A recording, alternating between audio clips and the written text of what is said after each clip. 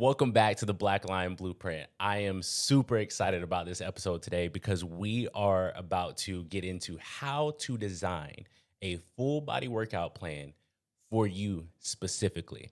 I'm talking about my blueprint, my framework, my guidelines on how I've helped a ton of different clients that I've trained, from athletes to business CEOs to just your everyday person, improve their performance, have better energy, improve the way they look, all with just a simple framework on how to design a full body workout. I'm super excited about this one because I put a lot of time and energy into this. I have a guide here. So if you're just listening to this, then I want you to go onto the YouTube channel and click the link to download that guide. So that way you have that to follow along with if you're just listen, if you go back home and you listen to it, or if you just watch along with the YouTube video. But if you're here with me on YouTube and you're watching this right now, then go ahead and download that guide that's in the description down below and then follow along with me, because I'm going to give you way more detail on everything that goes on inside of this guide. I got some simple frameworks in the guide, but I'm going to give you more detail on each and every point so you can go back and reference it.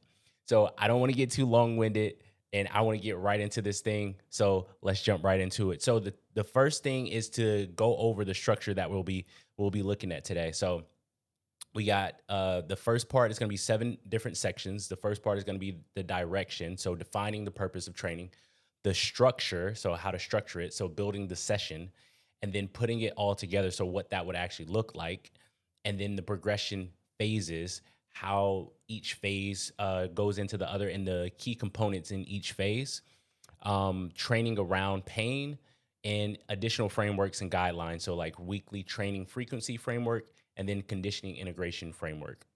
And then finally, we have the 7 or the common mistakes to avoid. All right. And then at the end of the guide, I have some sample workouts that I did a long while ago on YouTube. So I'll put the video links in there as well. And then we have some closing notes on that also. So let's get right into it. So in this, to begin with, like, most people design workouts, and in a way, like, we think that we can't get stronger, lose weight, build muscle. And when I say lose weight, I'm talking about lose fat, build muscle, lose body fat, and build our strength and improve our performance with us the same type of framework. And we can, because I've done it. We can do that with the same framework. But what goes wrong is just how it's actually laid out, because we do workouts either with the rest periods being too short, or we try and use a framework that works mainly for bodybuilding purposes, but not for performance purposes. And it's not as flexible as it could be. So this one is going to be way more flexible. So you'll see how to perform better in your sport and hobby, how to lose fat and build lean muscle, how to improve energy and recovery, and then train consistently without pain. Okay. So let's go right over the direction. So first, you have to know what you want, right? You have to know what your goal is for your workouts. Like, why do you want to train this way? And is it to run a 5K without injury, perform a weekend competition without being banged up, so banged up that you can't perform your job during the week because it's just a weekend competition. It's not your actual job. You're not getting paid for it, right? Or to build strength and muscle, or just strength, and keep the muscle that you have. Is it to lose fat, improve your energy, and stay capable for life, longevity? This is all about performance and longevity. For me, I believe that you can have both, because the foundation of high performance is health, right? So if you have a good, solid foundation of health, then you can stack high quality performance on it. It's like building a strong foundation. We hear this in everything. If we don't have a strong foundation, then some slight wind will crumble everything else, right? The house will come falling down if the foundation is not strong. So we want to build a strong foundation of health, so that way we can stack high performance on it, or we can deal with more life stress that may come along. So that way we can be more resilient, right? Like, bounce back from things that happen to us in life a lot quicker than we would if we weren't as strong in our foundation of health.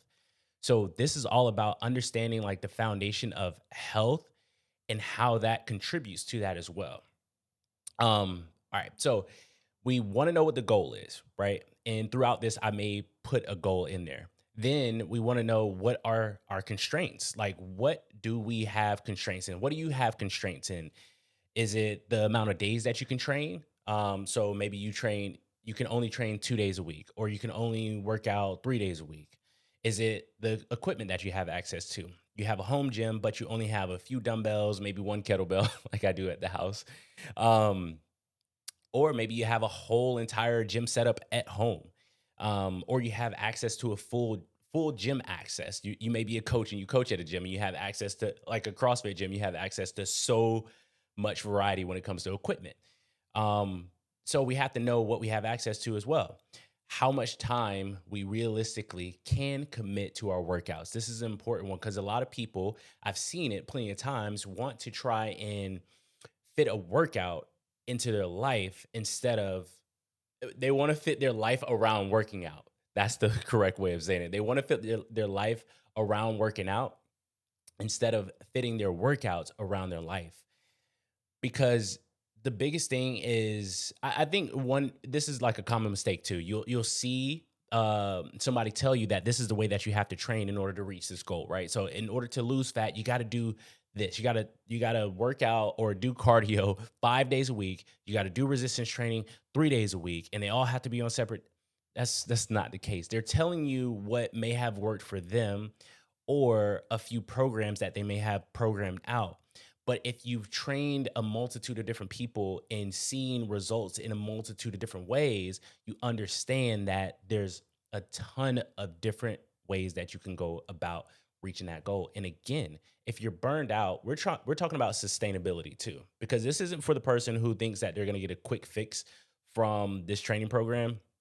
This is about, like, learning the process, applying it, and fine tuning it over time so that way it works for you. Okay. Don't want to get too long with it in that spot, but you have to know, like, what are your constraints and then work around that. If this is you're not if you're not getting paid for this, and most of you probably aren't when you're watching this video and learning how to construct your own type of workout, when you're not getting paid for this, and you have a job that requires you to be physically capable to do your job, you need to be smart about how you approach this. Or you have family that depends on you, or you have your employees that depend on you to be capable, to have energy, to be there, to be present.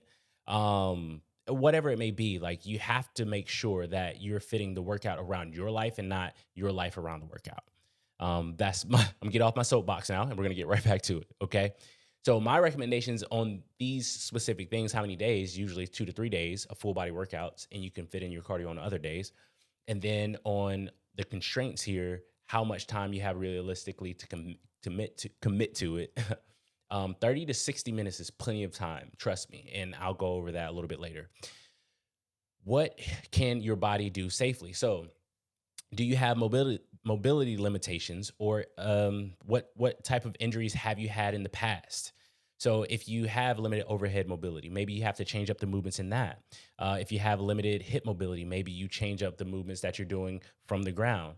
um, what's your training age? Like, how long have you been consistently doing resistance training, or followed a structured training program? So I'm gonna put this into time in the gym instead of actual, I guess you could say, skill level. But you could take that with a grain of salt. But just remember, if you've been training for less than a year, maybe you're a beginner. If you've been training for more than a year, but in between a year to 5 years, maybe you're more in the intermediate area. And after 5+ years of consistent training, you will be in the advanced area. But this kind of goes hand in hand with how quickly you're adapting. So usually people who adapt really quickly, you're still building strength from week to week to week to week, easily adding weight to the bar, adding weight in your exercises. Then you're in the beginning phases, more than likely, or you're just coming back from a long layoff and you're seeing a lot of results quickly. So that would be kind of characterized as beginner. In an intermediate, you may need a little bit longer, but just changing up, like, higher reps and then lower reps, you typically still would see results a lot quicker. In the advanced, you're not seeing that much return um, as quickly. It takes you a lot longer to get a small percentage of improvements in your lifts. Um, or in whatever your goal actually is, performance, let's just say. All right. So again, like I said before, you want to design around your real life, not the idealized version of it. Again, don't listen to these people telling you that you have to do this or do this. That is why I am putting this out here, to show you that there's a multitude of ways to make it work for your specific life. Okay. There's a multitude of ways. All right. So, going back, I didn't want to miss this part too. When it comes to what is your body safely capable of, I usually do an assessment on my clients. But one simple thing, because we're going to get into the movement patterns, for you to do is to go through these movement patterns with body weight and just see how easily you can move through those movement patterns. That is a simple assessment that you can do. If it's very challenging for you to move through those movement patterns, then you might want to scale the movement a little more. And I'll show you a few ways to do that in some areas. If you can move through the movement pattern easily, then it's a go for you. Then you can do that movement pattern. So for instance, a squat. If you can move through a squat easily, you don't feel any restrictions or anything like that, body weight squat, then all right, cool. We can load the squat up. If you can press overhead without any restrictions or feeling any tightness or any discomfort in your shoulders, perfectly fine without any compensations. All right, we're good. We can press overhead. Simple as that. You just go through these movement patterns, see if you can move through those movement patterns without discomfort or a lot of modifications or anything that seems kind of off. Then you know that you're good to go with that movement pattern. You don't have to scale, and then you can add that into your program. Okay. So that's a simple version of it. Maybe 2.0 version of this specific guide here, the blueprint. I'll add in like a little mini assessment that you can do. All right. So let's get into the structure of building the session. So every full body workout should include the 6 fundamental movement patterns that form the foundation of strength, performance, and longevity. So these ensure balanced development, joint health, and efficient energy use across the body. Okay. So I've seen a lot of videos on YouTube that show that you should do these other movement patterns or whatnot, and they kind of add in excessive movement pattern stress. I'll put it that way. So it's like you need to do a vertical press and you need to do a horizontal press, like in your full body workout, and that's not the case. You just have one press. So let's go over these 6 fundamental patterns. Okay. So the first one is a squat. So that could be a back squat, that can be a goblet squat, that can be a body weight squat. The purpose here is just to develop your lower body strength, power and mobility through the knees and the hips. So think of the squat is when your knees and your hips bend at the same time. So that is pattern number 1. Pattern number 2, a bend or a hinge, however you want to call it. So the examples here would be like a deadlift, a Romanian deadlift, or a hip thrust. Anything that you're bending primarily at the hips and your knees are semi-rigid, because they will move a little bit in these movements. The third movement pattern is going to be a push. So this is where I see them kind of, verging off into 2 types of pushes. But here it is a push, an upper body push, but it's a horizontal push.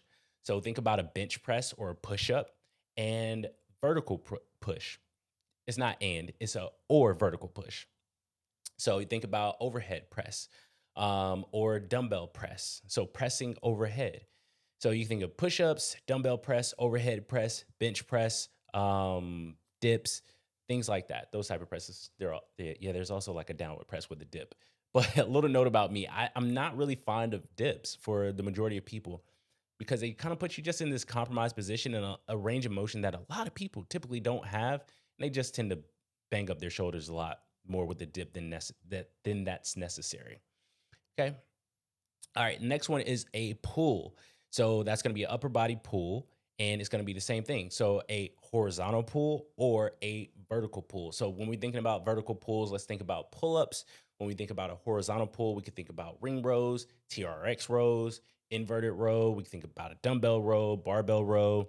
The vertical pull, it could be a lat pull down. It can be a cable single arm lat pull down, at an angle, a bandit lat pull down. We can go a multitude of different variations with that. Okay.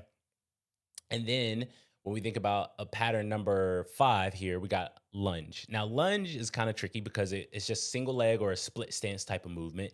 And you can think about a split squat. So 1 foot forward, 1 foot back, and then just bending down until the back knee touches the ground. So that's going to be the split squat, or a reverse lunge, or a step up, or a staggered stance RDL, single leg RDLs. So we kind of get into that hip dominant as well too. But I kind of group them into a lunge because it just makes it more simplistic in that nature. Okay.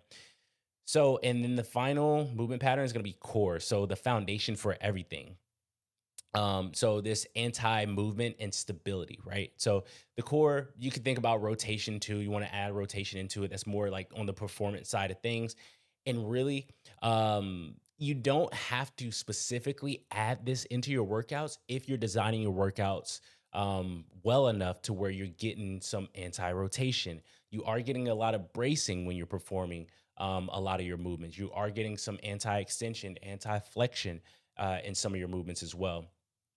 But typically, the majority of people will do well to just implement some focused core work in there, like planks. You could say dead bugs. You could say pull off presses. You can say a weighted plank, a side plank. You could say a single arm farmer's carry. You could say Russian twists, sit ups go in there, toes to bar. There's a ton of different variations here that can go into the core repertoire. Now we have a bonus one, and this is going to be locomotion. So this is more of the sustainable conditioning pattern where you're moving across land. So examples of this would be like running, biking, rowing, walking. So the purpose of this is just to build your aerobic capacity, your ability to recover efficiently, long-term health through repeatability, right? And it's a low impacted activity when you're doing biking, rowing, and walking. So locomotion. Is that bonus thing there. And that's what you're going to do on sometimes the off days where you're not doing resistance training, or at the end of your resistance training sessions. And this would be considered in the cardio section when it comes to working out. So just to keep that in mind too, because you could think, I guess you could put Stairmaster, elliptical, and you could think about all those other things in there, but think about just continuous, repeatable movement when we think about locomotion. Okay. So those are the 6 fundamental patterns, and then also that bonus locomotion pattern here. I didn't include a rotational pattern, even though we do a lot of rotation. I mean, just in your car, looking back, if you don't have a backup camera, so you're looking back while you're in the car, you have to rotate, right? When you're picking up something on the opposite side of your body, like you're rotating. So that rotation does come into play, but you can implement that inside of your movement. So you can implement that inside of your bending, inside of your lunging. You can implement that in those movements. You don't have to specifically do it. And sometimes your sport or even your hobby or your job requires you to do that. And the movements that you do inside of your workout will kind of prep and prime you for that. So if you're doing a good amount of single arm stuff, a good amount of lunge movements, and you're doing these movements, it primes you for that specific pattern. All right. So let's go into the next part here, exercise selection. All right. So when we go into exercise selection, we think about compound lifts and then accessory or isolation lifts. So typically with the compound lifts, it's going to be the highest return on time invested. I see so many people doing body part splits, and this is another reason why I'm doing this. And they're new to working out. They're trying to lose weight. Maybe a lot of them I see that they're usually trying to lose weight, or maybe even build muscle, or even performance, whatever it may be. But I see them doing body part splits, and their schedule does not allow them to have that much time in their workouts. And they're just like, I can't really work out that often, or I can't go to the gym or get to the gym as often as I would like because, my workouts take so long, or I got to train 5 days. And I'm just like, no, you don't. You don't have to do that. So the highest return is going to be during compound lifts. Compound lifts are lifts that, if you don't already know, and I'm going to walk through this as if you do not know what I'm talking about as well. Okay. So if you already know what I'm talking about, stick it out with me. You'll still get a lot of great insight and information from me. But if you don't know these things, you're going to get a good crash course on it. Okay. I'm not going to go through all the science, crazy science stuff, because to be honest, I'm not a big heavy science guy.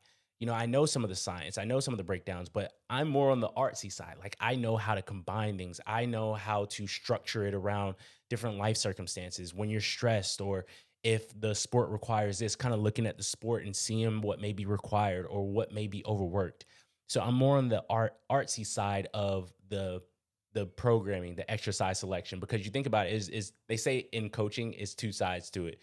Coaching is is science and art, and I kind of bias more of the art side of things. Okay, so you won't get a lot of scientific jargon. So if you were looking for a lot of scientific foundational jargon in this video, then this isn't a video for you. Okay, but let's stay on track here. So with compound lifts, you're going to be moving through two joints at the same time, working multiple muscle groups at the same time. So think about a squat. So if you're doing a goblet squat or if you're doing a back squat, right, you're working multiple joints, multiple muscle groups at the same time.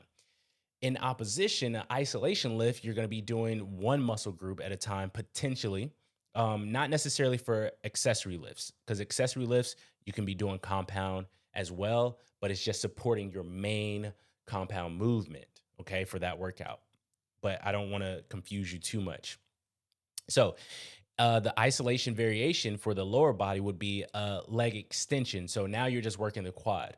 Or let's just think of a bicep curl. So in a bicep curl, I'm just working my bicep here, doing this, and maybe like my grip a little bit, my forearms, but the primary muscle, my bicep, right? And this one joint here is moving if I'm only doing this motion. If you're watching this, like you know what you're seeing if you're watching this. If you're listening to it, just try and visualize with me, okay? And then let's just say if I'm doing a row. Now I'm doing a row, I'm going to be bending here at my elbow, and then I'm going to be also going through extension of my shoulder. So now it's two joints that's working at the same time and multiple muscle groups that are working at the same time here as well. Okay. So compound lifts. So the compound lifts, we usually use them for strength, coordination, and muscle building. You're going to get way more return on that. You're using a lot more muscle, so your body's going to use a lot more energy, right? So if you're using way more muscle, so let's just say two muscle groups, that's going to save you time because now you don't have to split it into two exercises.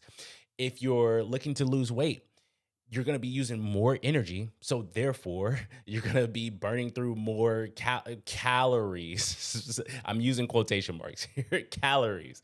So just think about you utilizing way more energy than you would if you were doing a simple bicep curl.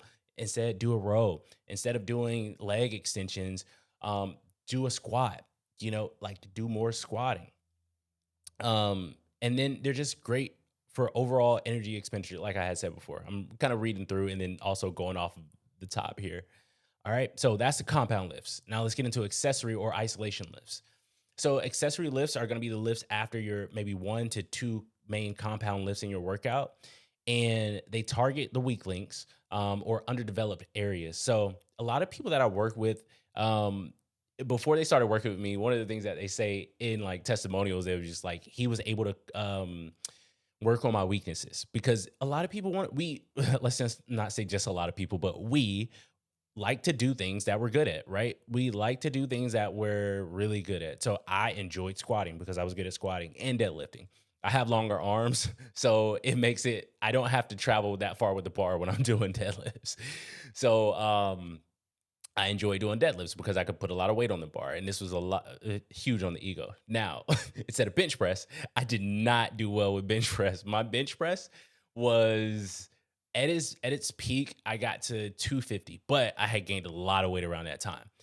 But I would see people, I had one high school kid that I had trained, and at the time he came in.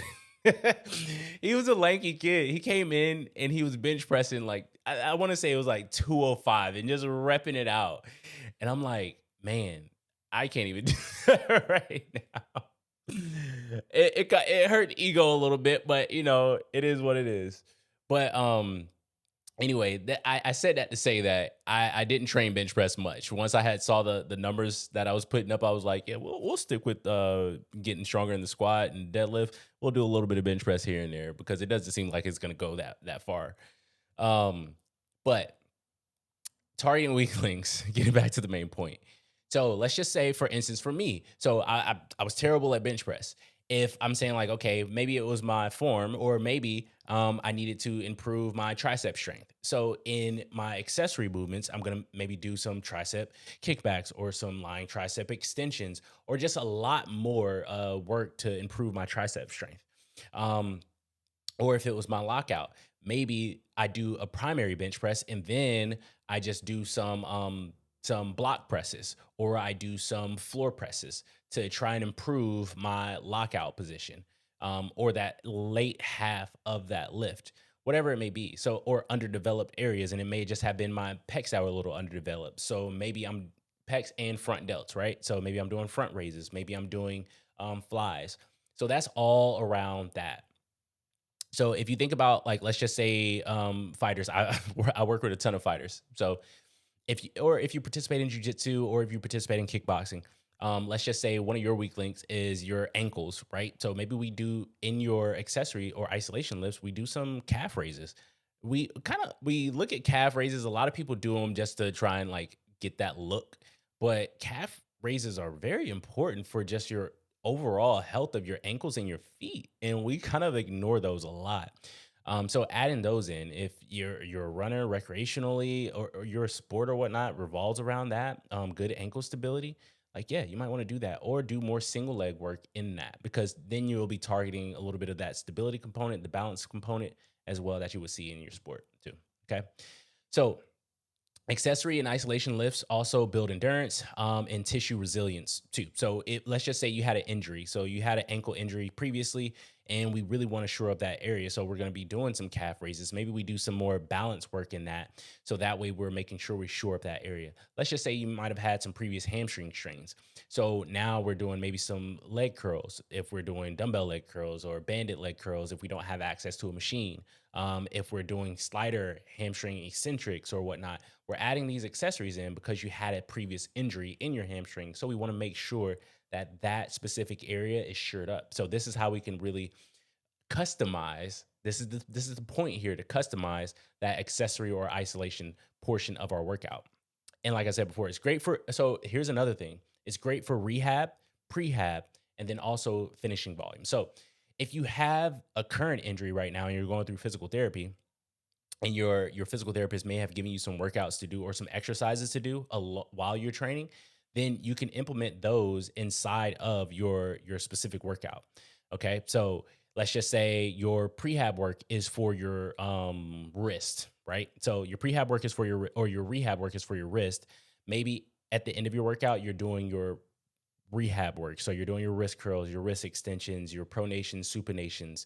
If it's for your knee, maybe you're doing your extra TKEs, or your leg extensions, or you're doing your hip mobility or whatnot, because your hip may have been one of the causes of your injury, and it's part of your rehab.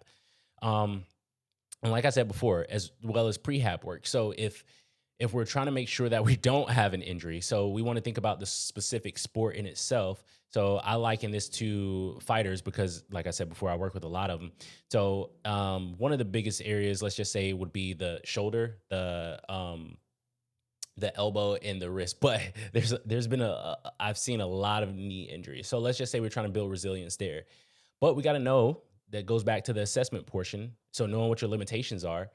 If you know, like, you have some knee issues, where might it be coming from? Is it coming from hip mobility issues? So we might want to look at the hip and see, okay, they lack a lot of internal rotation of the hip, or external rotation of the hip. So let's put some of that in the accessory movements that we're doing.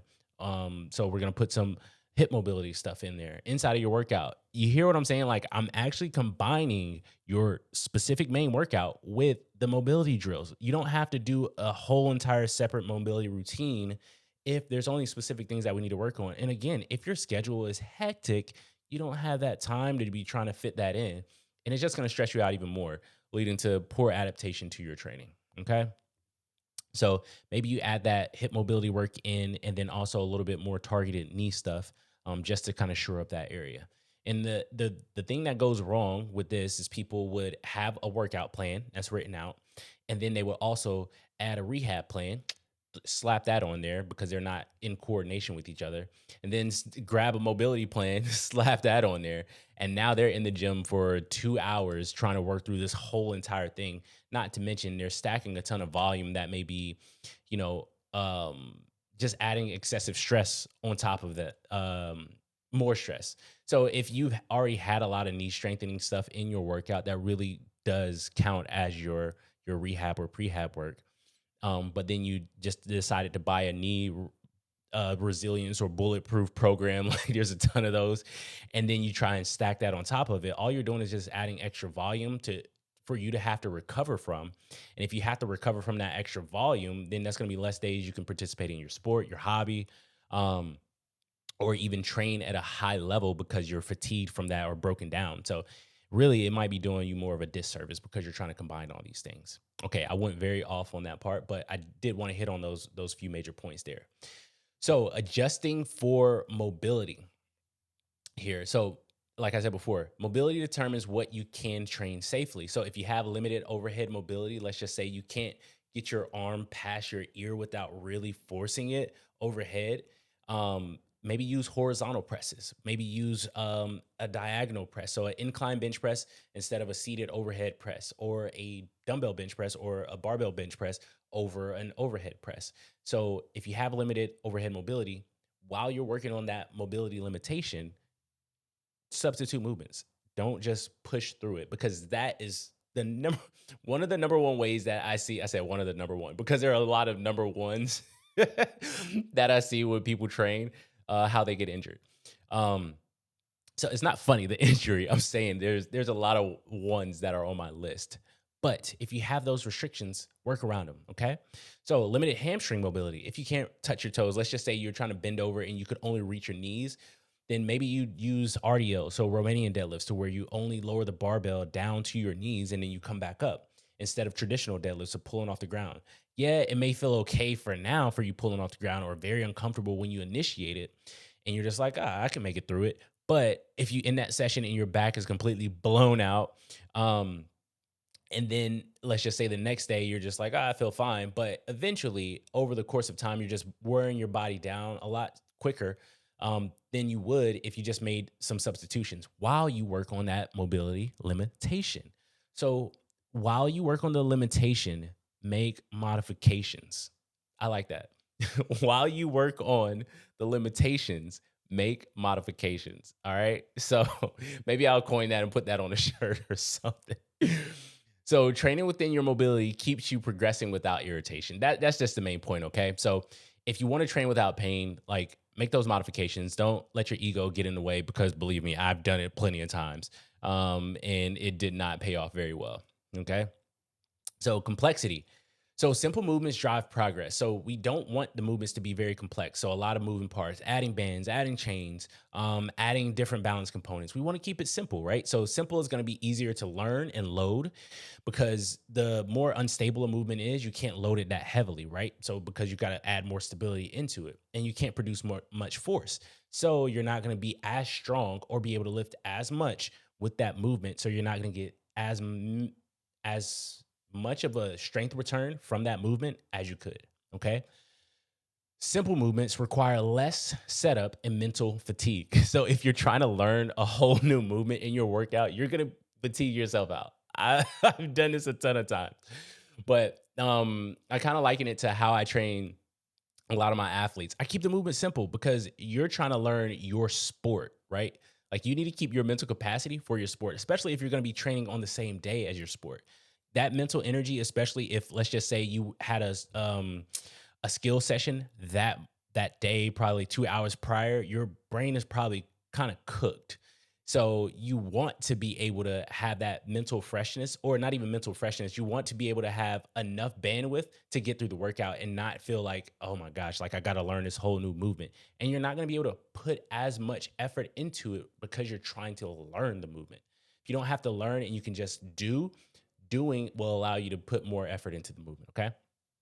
And like I was just saying, so it allows more focus on intent and intensity. Okay. So, and I also like to say complex lifts are earned, not required. So if you want to do that complex stuff, learn the foundation of movement patterns, get really good at those movement patterns, and then venture out.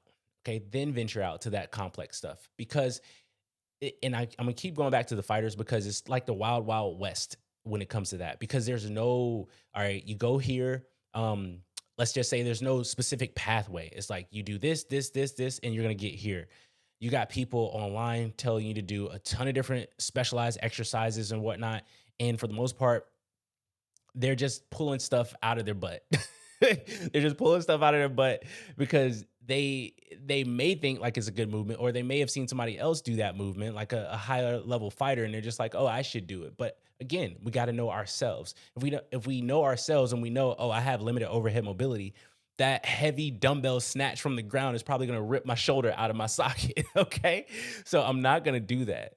So we got to know ourselves, okay? So remember, these complex movements, lifts, they're not required, but you can earn your way into them, okay? So ability to progress, and we're still in the exercise selection portion. So you need to be able to progress the movement.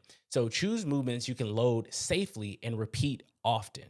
If a lift is unstable or awkward, it's harder to progress over time. Prioritize stable, fundamental exercises that build skill and output. Okay. So, for instance, instead of it being a back squat, for instance, now you may have like a single arm kettlebell overhead squat on a Bosu ball. This is what I mean, like that kind of crazy stuff you may see online. And I know there's one Instagram channel where some guys training these people doing like these crazy circuits or whatnot. And I'm not, let's just keep it simple, people. I don't even want to call anybody out here or, downplay anybody else's methods. But for us here, we're going to keep it simple. And that way we can keep it simple, keep it safe, and we can make progress. Okay. So if you're down for that, like keep watching and keep listening. Okay. So throw out the complexity. Make sure you have the ability to progress the movements. And then also another example here is, let's just say you want to get really strong in your squat movement pattern and you only have access to dumbbells. Then you might want to do more single leg movements to challenge that leg more instead of a goblet squat. So my single leg will be challenged more because I'm going to use my body weight, plus I'm going to use the weight that I'm loading with to make that movement more challenging instead of being on two legs during a goblet squat. If I only have access to dumbbells or kettlebells, or let's just say those implements. Okay. So we got to be able to progress the movement. So if we want to think about building the leg strength, if we have a back squat in mind, then we can really progress that a long way, comparatively speaking, to if we only had one dumbbell and we were trying to progress that squat pattern. We got to get a little bit more creative here. Okay. The next thing is the single limb and alternating movements. So if you're short on time, use alternating patterns. So alternating lunges. So instead of doing all reps on one leg, alternate. So go back and forth.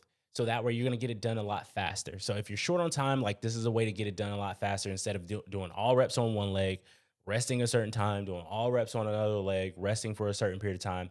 You get what I'm saying? So the same thing for presses. So instead of doing all reps on one side for an overhead press, take your two dumbbells in each hand, press on the left side, press on the right side, go back and forth, alternate. Excuse me. So this is just going to give you a better ability to get through your workouts quicker. Now, if you really want focused attention, then you can go about just doing one side. All right. If you have a little bit more time on your hands, and really this whole entire layout will give you that time. So you don't have to really worry about that too much. Okay. So now prehab, rehab. I already mentioned this a little bit, so we'll kind of skim through this. So if you have rehab work from a PT or medical professional integrated in your warm-ups as a second or third movement in a pair at the end of your session, or at the end of your session. Okay. So these are just like three ways I'll implement that in my clients' training programs. So a lot of times it's more prehab work, and I am in the physical therapy realm as a physical therapist assistant. So, and I work with another therapist. So they may have the diagnosis of it's this, and this is what they need to work on. So I'll design the workout around that. So if, let's just say, for instance, they need to improve, they got a knee injury.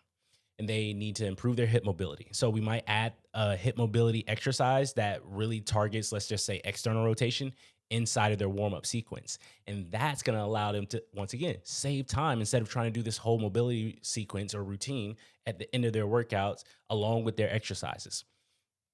Another thing, so if we do some targeted knee exercises, so as the second or third pair, so if, and we're going to get into this a little bit more, if they have two pairs of exercises, A1 and A2, then we can just add an A3 and it may be their TKE exercise, or it may be their reverse sled drag exercise, whatever it may be, to make sure that we're getting that rehab work in and we're still saving time. We're not adding extra time to the schedule and making you more stressed out because you're just like, oh, like I got to do my rehab work and then I got to do my strength work, or which one do I do?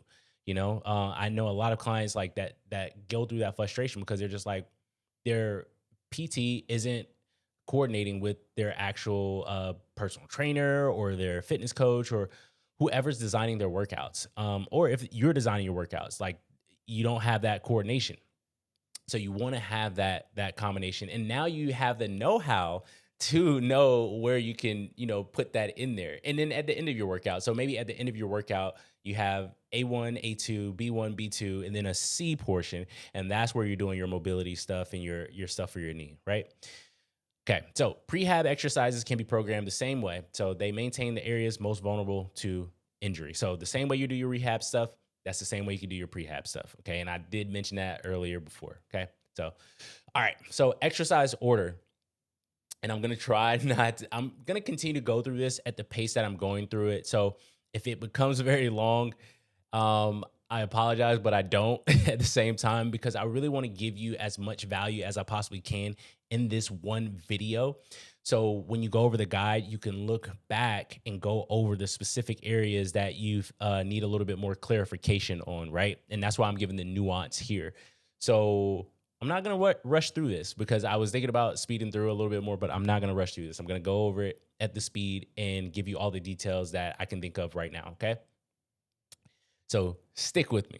All right, so exercise order. The order of exercises affects energy, performance, and fatigue, okay? So a simple blueprint here, and we won't go into too much detail, but think about speed at the top if we're talking about from the beginning of your workout to the end. So speed first, slower movements at the end. Okay, so think about if you had sprints, you would do those first in your workout because you need to be as fresh as possible for that. And then you go into maybe your power cleans, and then you maybe go into your back squats, and then maybe you go into your leg extensions. Okay. Think compound before isolation, so squats before leg extensions, because you need to have as much energy as possible for your compound lifts. And I mean, if you're doing it we're not going to get too complex here, but if you needed to shore up your knee a little bit more, maybe you do a little bit of that isolation work just to make sure, but you don't fatigue your muscle. Okay. Now, priority before support. So goal-based exercise first. This is a huge one. So if you have, let's just say you need to improve your bending strength. So let's just say in deadlift or RDL or your posterior chain, that is your major focus.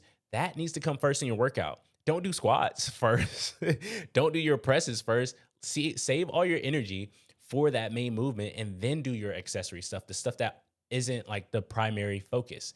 So that way you're going to get the most out of it. And if you're short on time, you actually hit what your goal is. That's a simple benefit from that, okay? It's a simple rule. Let's just say a simple principle, not a rule, okay? But a simple principle that can definitely help you improve your outcomes with your training, right? So improve your performance outcomes, your strength outcomes, your muscle outcomes, because let's just say if you're trying to build more muscle for your legs, incorporate those exercises first. Incorporate that exercise day first in the week as your primary day that you can get your workout in, okay? Technical before least technical. So if it's skill, so in the functional fitness realm, CrossFit, that type of stuff, because I trained that a lot before, we would program if I'm just trying to learn, or if you're just trying to learn bar muscle ups or ring muscle ups, or you're trying to get better at your kipping pull-ups or whatnot, you do that skill work first because you need to be fresh for skill development, okay? If you're working on snatches, so I did weightlifting for a little while too. So if you're working on snatches and you need to improve your snatch technique. Do that first. Don't do your heavy back squats first, unless the leg strength is a huge weakness for you. Then maybe you're going to do your back squats first and then you do your snatches. But again, that goes against that, and that goes more in that creative realm, and you're probably more advanced or late intermediate if you're doing stuff like that. And you might not be watching this video if you're doing stuff like that, um, or listening to this audio. But if you're technical before least technical, okay? So always remember, if you're doing technique work, snatches, clean and jerks, bar muscle ups, ring muscle ups, um, I can't even think about like other movements because I'm just so engrossed in that realm. But if you're doing technical work, that comes first. Same thing. If you have a sport that you're participating in that day, that technical work needs to come first. You do that technical work first in the day, and then you do your workout later on. Okay. So, skills when fresh. Always perform your skills when you're fresh, because that's how skill development works best. Okay. Skills when fresh. If you're not fresh for your skill work, then really you're actually training it now. You're testing it now. You're seeing how you're doing under fatigue, under duress, or whatnot. So remember, if you're trying to develop a skill, you need to be fresh. If you're trying to test the skill, it's okay to not be fresh and be a little fatigued. So just kind of remember that little principle there. Okay. So exercise pairings. So pairing complementary movements. So push, pull, upper, lower saves you a tremendous amount of time. That's my main point with this video. You can go home now. If you want to save time, do it this way. But working one area while another rests keeps the session efficient without reducing quality. So I see a lot of people pairing exercises inappropriately, and we're going to get into that a little bit more. Okay. So for beginners, so if you're just starting off with your journey or whatnot, pairs work best. If you're more advanced, then single focus sets may be better for maximum output. Now, that doesn't mean like if you're advanced, you can't pair exercises. That just means that if you're advanced, you're going to be putting a lot of effort into it, and you can put a lot more into it because you develop that drive in order to recruit enough mass, enough force in that movement to fatigue your body out. So you have to be more strategic about what you're doing with your pairs. So maybe you might be doing a bench press, but then the pair exercise that you do is more of a prehab exercise of external rotation or something like that. Um, Instead of, if you're a beginner or intermediate or just anybody just looking for general overall like complete fitness, then you compare your exercises. So you compare, let's just say that bench press with the push with a bend, right? So the push with the bend, and that bench press is paired with the RDL. So now you have those two pair of exercises. They're exercises that don't interfere with each other because they're training two separate muscle group areas. Now you can argue that, you got some grip in there or whatnot, but that's not a major factor. Okay. So when you're pairing these exercises, the primary focus is that you're reducing the time it takes to complete your workout, and efficiency in that workout as well. And then the other instance is that you don't necessarily, and you're pairing complementary exercises that don't interfere with each other. So then you can still put a lot of effort into each one and you're not over fatiguing one. Okay. So if I'm doing that bench press and then I rest, let's just say 90 seconds, and then I go into that RDL, I still have less energy, but I still have energy in that muscle group in order to recruit a lot of force and strength in that movement. So I can put a lot of energy into that specific movement. Okay.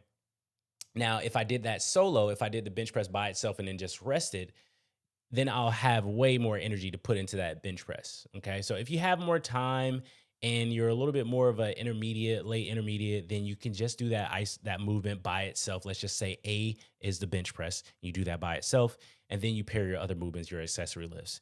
But if you don't have that much time and you want to pair your exercises more appropriately, then A1 is the bench press, A2 is the RDL, and you're just going back and forth between those, making sure you rest appropriately between that. We'll get into rest periods a little bit later. Okay. But exercise pairings, complementing your movements. So think push pull, we think upper body, lower body, things like that. Reps and low progression. So we're about to get into a little bit of nuance here, a little bit more nuance. And I'm going to teach you one simple rep scheme that I like. And I'm going to go over another type of, not really a rep scheme, but just reps. Okay. So a rep range. So for example, 8 to 10 reps. I know, and we hear it often that 8 to 12 reps, right? So think about a rep range, 8 to 10 reps at a prescribed tempo.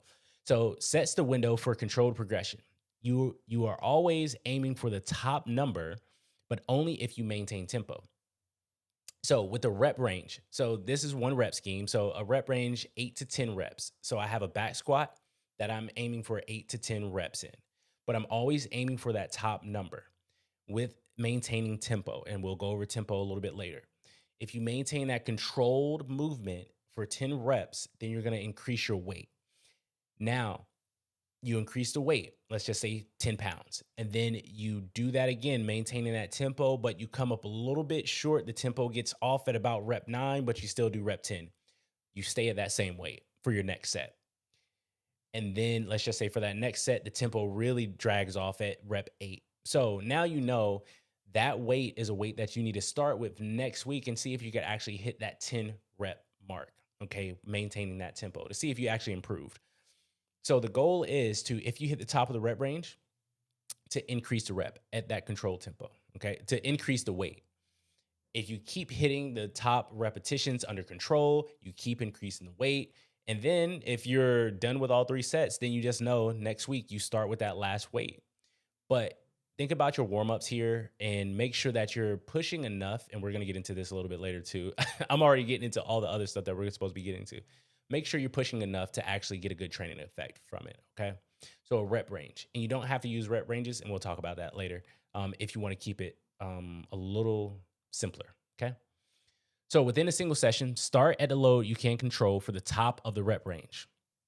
Okay, so you want to be able to get that top rep range. You don't want to start with the load that you could only do for 8 reps. Okay, just think about a weight that you could potentially do for 12 reps. That'd be a good starting point. Add weight to each set as long as you can keep tempo and stay within that rep range, like we said. If you lose tempo, control or drop below range, stay at the same load for the remaining sets. And never sacrifice quality to hit a number, okay? So all we're using tempo for is just to maintain control and more consistency across training sessions.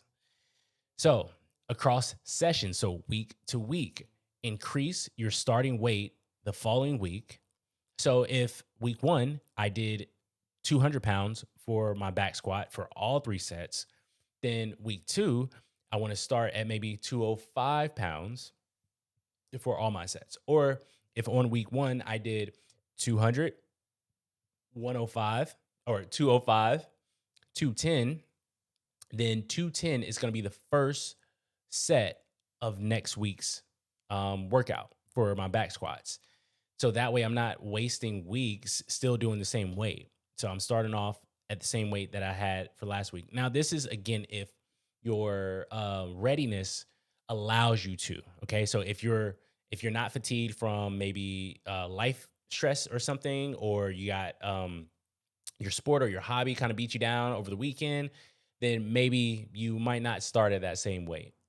Okay. So that's just something to think about. So if you completed all sets, let's just say 20 pounds for 10 reps, the next week, then start with 25 pounds. So the goal here is compound lifts are easier to progress week to week. Okay. So accessories and some upper body lifts are more challenging to progress week to week.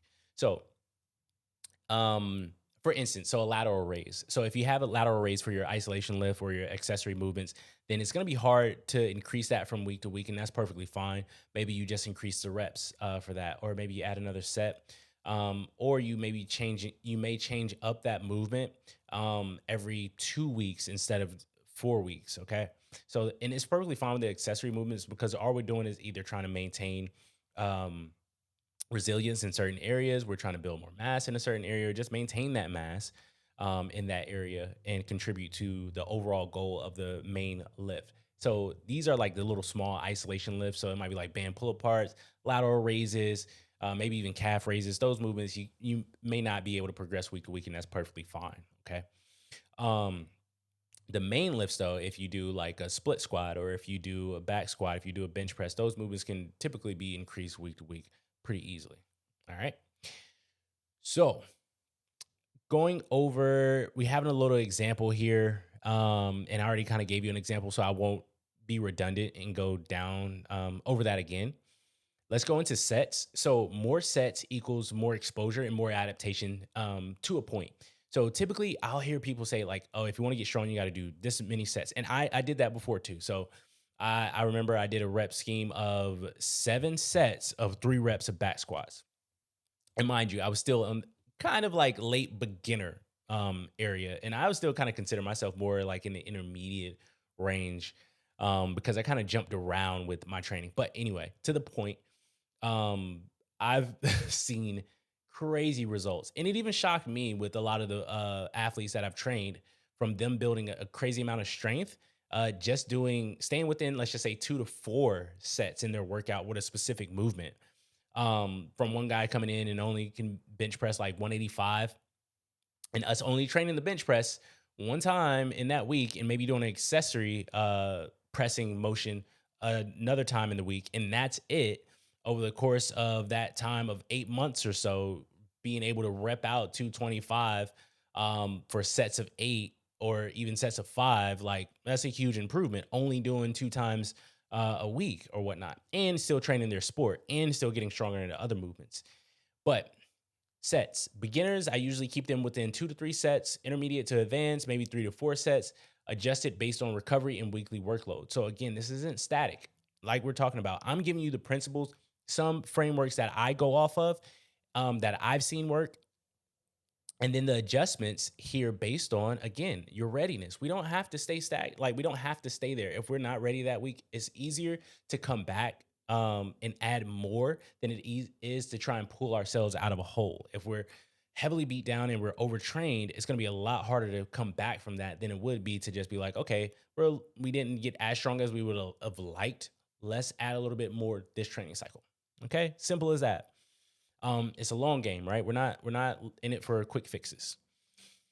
So next thing is intensity. So train 1 to 2 reps shy of failure. So that would be kind of like a RPE of 8 to 9. A RPE is just rate of perceived exertion. So if you only feel like you could get 1 more rep, that would be a RPE of 9. If you only feel like you could get 2 more reps on that, that'd be a RPE of 8. So keep that in mind. We only want to be able to get maybe 1 to 2 reps shy of failure.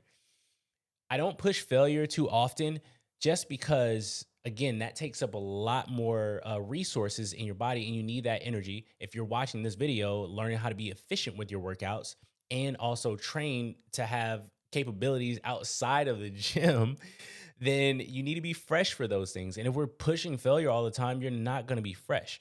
You still get a good training effect. You still can increase your performance. You can build mass. You can lose weight without going to failure, okay? So, and it goes without saying for energy purposes and longevity that you do not have to go to failure. All right. So this just makes sure that it ensures that we have constant progress while preserving form, especially for those with less than a year of consistent lifting experience. Okay. Next thing is rest intervals. So rest modifies the outcome that you have. All right. So strength, we usually keep it within 2 to 5 minutes. Hypertrophy, so muscle building, or muscle endurance, maybe between 60 seconds to 120 seconds, so about 2 minutes or so. So 1 minute to 2 minutes. And then isolation or accessory work, typically 30 to 60 seconds of rest in between those because it's less mass and less energy required for those movements. So we can tend to rest a little bit shorter on those movements.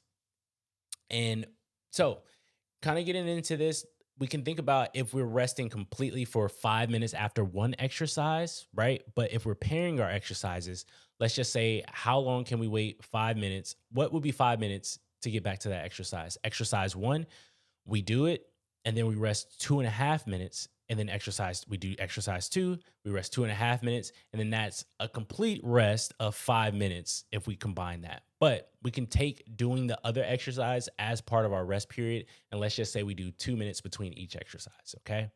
But if you want to keep it within the framework and don't get too complex with it, if you want to say, okay, I know to start off with, I could just do 2 minutes of rest and I'll be good. So I'm going to do my bench press. I'm going to rest 1 minute, and then I'm going to do my RDLs. I'm going to rest 1 minute and then go back to my bench press. Simple as that, okay?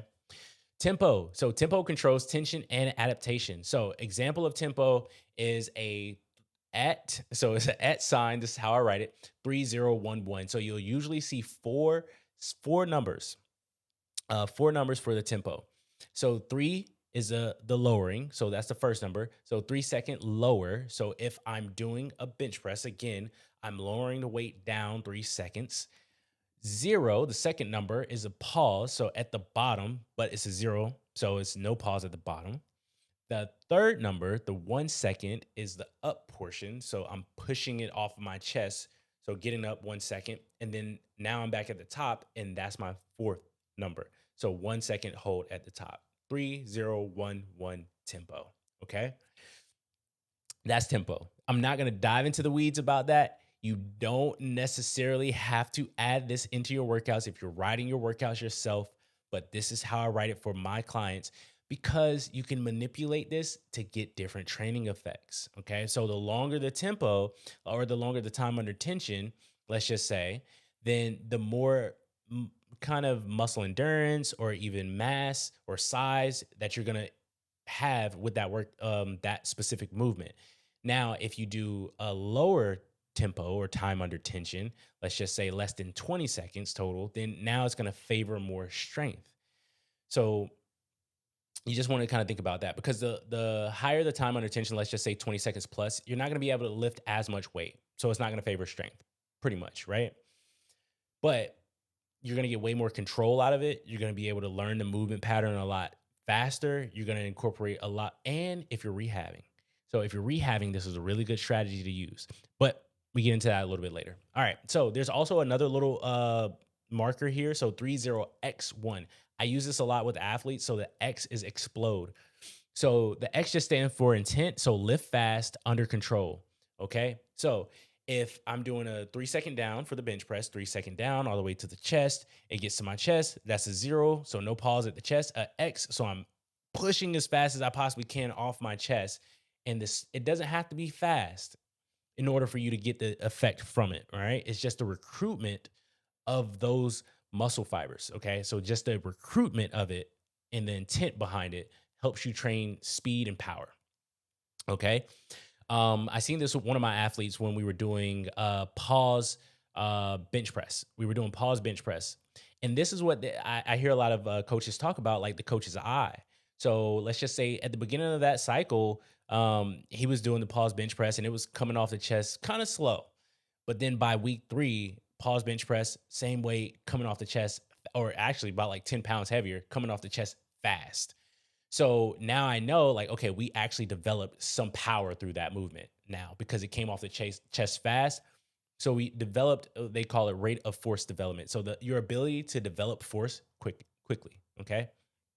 And in a lot of athletic endeavors, you want to have that ability. And even in life, you want to be able to develop force quickly if you got a emergency situation and you need to, get out the way. All right. So I also have a video demonstration explaining tempo in more detail. So that's why I didn't go into too much detail in this video. Because that video, it literally breaks it down in everything. Okay. So again, make sure you download this guide so that way you can see that video as well. It's linked in here. So the warm up. So the warm up prepares your muscles, joints, nervous system for movement, not fatigue. Okay. So key points here. I see people go crazy with the warm up, doing 20 minutes on the treadmill. And then they're just like, yeah, then I get into my workout. I'm just like, what? What are you doing? No, we don't need to do that.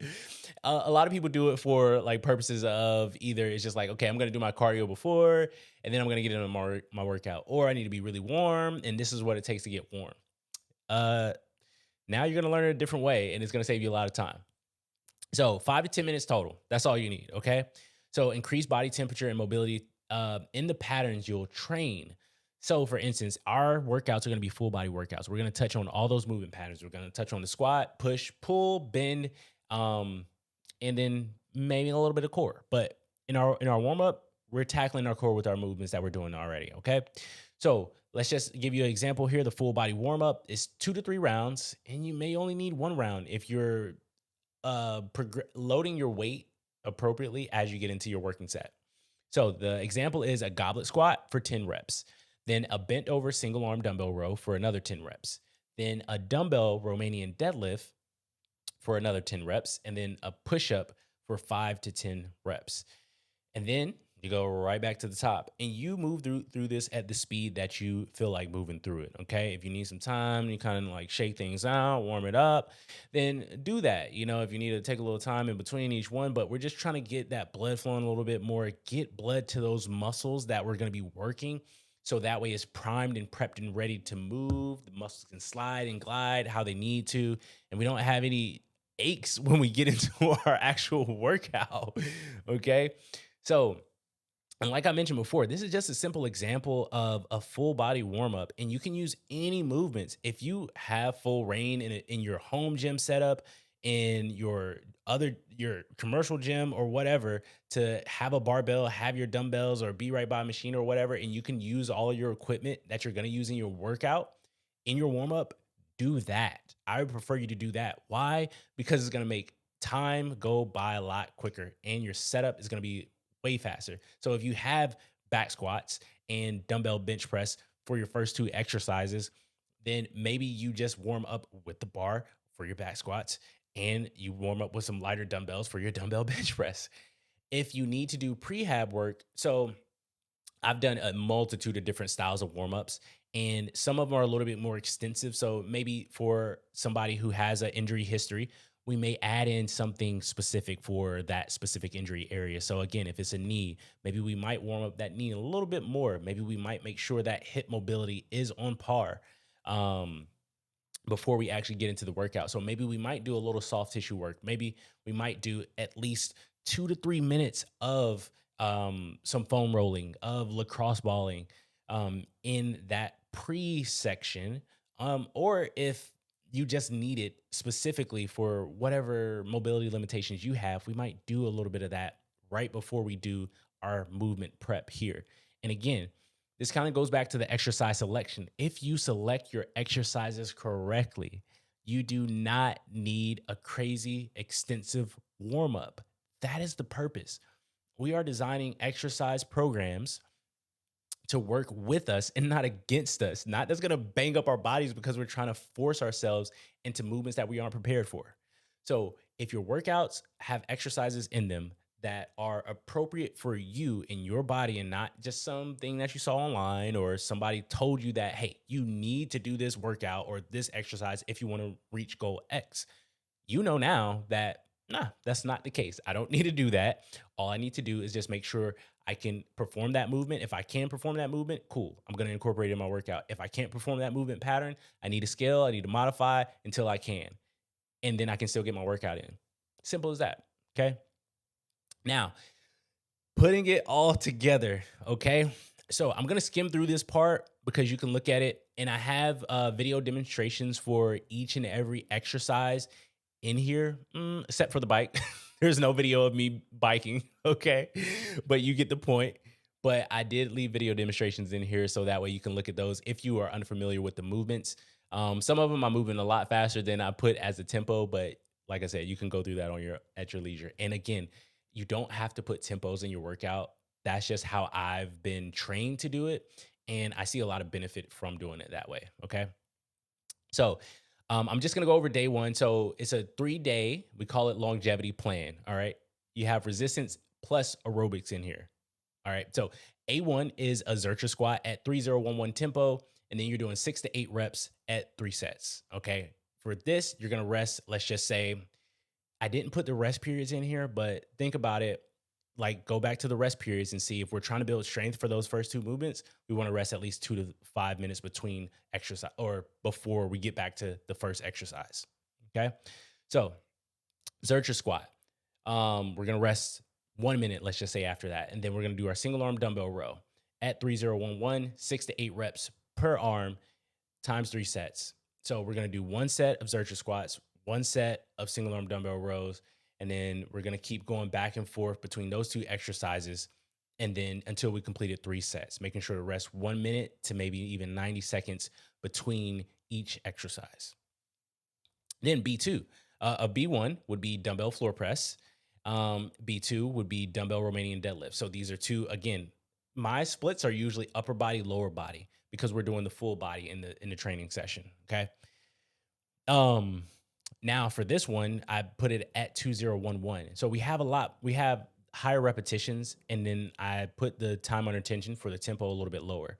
So this just makes it to where you're not like doing a very, very long extended set as well. But you can keep the tempo high too.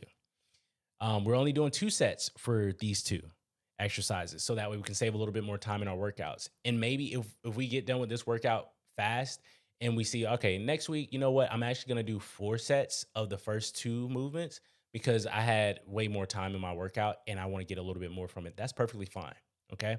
And then for C, we have bike erg. It could be assault bike, it could be spin bike, 15 minutes at a conversational pace. So this is just kind of building like an aerobic base building work. Excuse me. And our aerobic base, and then also our ability to recover from certain things. All right. So with that base building, we can see this for C, portion C, that the 15 minutes is at a conversational pace. With the conversational pace, you're not going hard, you're not feeling your legs blow up or anything like that. Again, this is just for recovery. This is just to build a solid aerobic base to help you recover between training sessions, recover between exercises.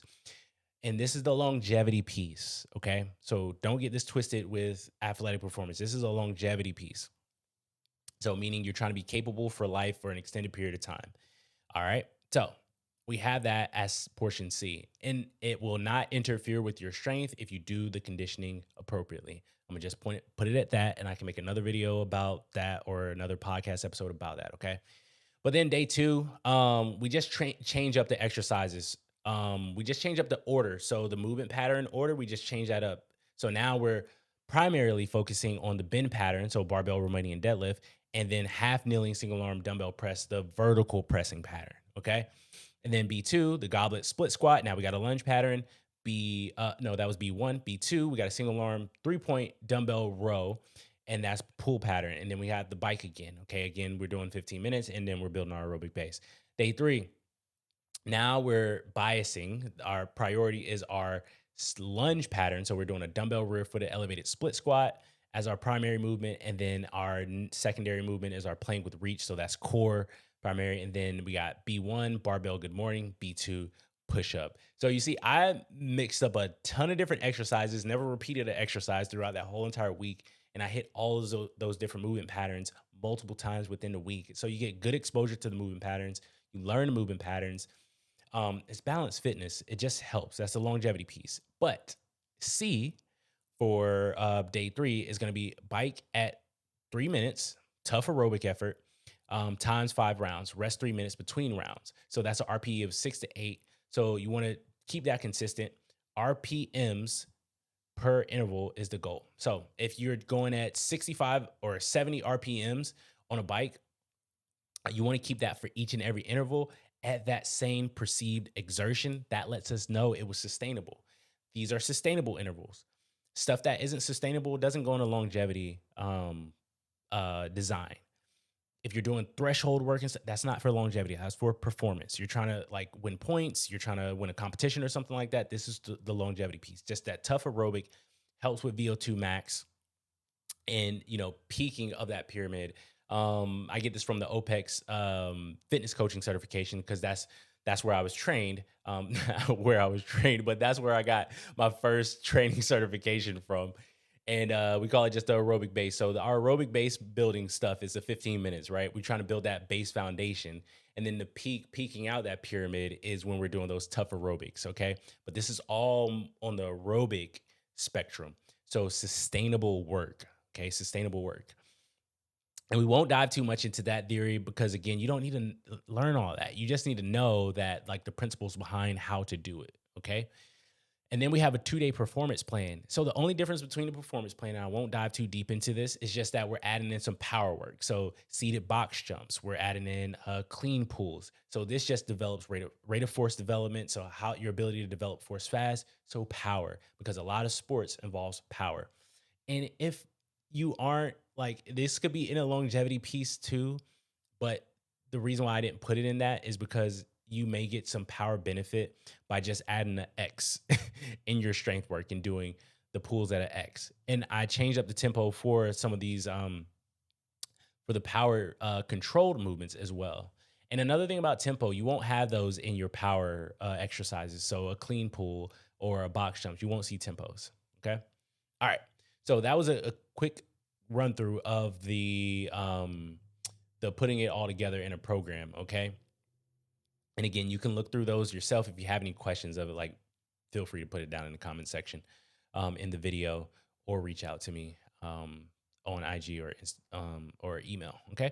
All right. 4, progression phases. So training moves through 3 repeating cycles, at least 3 repeating cycles that I go through. And I'm just giving you this framework. So accumulation. So we focus on skill, mobility, base strength, aerobic work. Okay.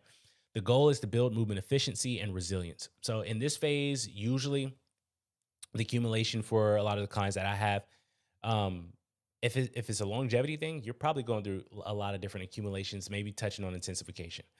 If you're an athlete, this accumulation phase, we're probably shoring up any imbalances that you have. If you had any injury, we're making sure that we get that rehab. Um, if there's a weak link that we need to shore up, we're shoring up that weak link. If it's a skill that you need to develop, let's just say you do participate in some type of gym sport, then maybe you're developing that skill. Maybe it's muscle ups, maybe it's some gymnastics movements, maybe it's your snatches or your clean and jerks, whatever it may be. You're doing all that in the accumulation phase. Intensification phase, the focus, max strength and power. Goal here, lift heavier, under control, and reduce volume. So we're reducing the amount of volume here. So now we start to get into that strength and that power development. We're expressing more. We might be testing the movements more. We're not necessarily trying to develop skills so much more here. And then the realization phase, you're going to focus on expression of capability. Goal is to reduce fatigue and allow peak performance. So realization is typically whenever, like I have one of my fighters, they're about to go into a fight and they're in fight camp. And about 4 weeks prior to their fight, then we kind of go into this realization phase. I'm literally pulling back a lot of the volume on a lot of things, and having them express a little bit more power, maybe a little bump in some of those exercises, then a quick drop back down. And that allows them to be fresh and powerful and realize what they're capable of. Realization phase, you just see what you're capable of for your sport performance. As somebody who just may be doing it as a sport for a hobby, you may be doing a weekend competition or a weekend race or something like that. You can be going through your accumulation phase and just drop the volume the week before a little bit just to be fresh for your competition. And you can call that your realization phase. Okay. The common error here is just stacking high volume resistance training with intense cardio. So more isn't better. Balanced stress drives results. So stacking high volume resistance training with intense cardio. So in the accumulation phase, you're usually doing more base building volume in aerobic work and more volume with your resistance training work. So you don't want to be doing high intense intervals because that's going to be a lot more muscle endurance too. So let's just say you have a lot of squat volume in your accumulation phase, but then you also try and stack that along with a lot of intervals with like 3-minute intervals or 2-minute intervals on a assault bike, whatever. You're really going to fatigue out those legs a lot faster. Okay. So you don't want to just stack those two. And that's why you want to do more slower stuff when it comes to aerobic base building in the accumulation phase. And you want to do the faster stuff in that intensification phase. And it changes up for athletes. We won't get into that too much, but just understand that you need to make sure you balance it out correctly. Okay. So we got example progressions here that we're coming up on. So we got an intermediate progression, and I just wrote intermediate here, just kind of working through in accumulation, intensification, realization, because typically if you're a beginner, late beginner or whatnot, the progression, you're going to be going through a lot of accumulation because you're trying to learn the movements. Okay.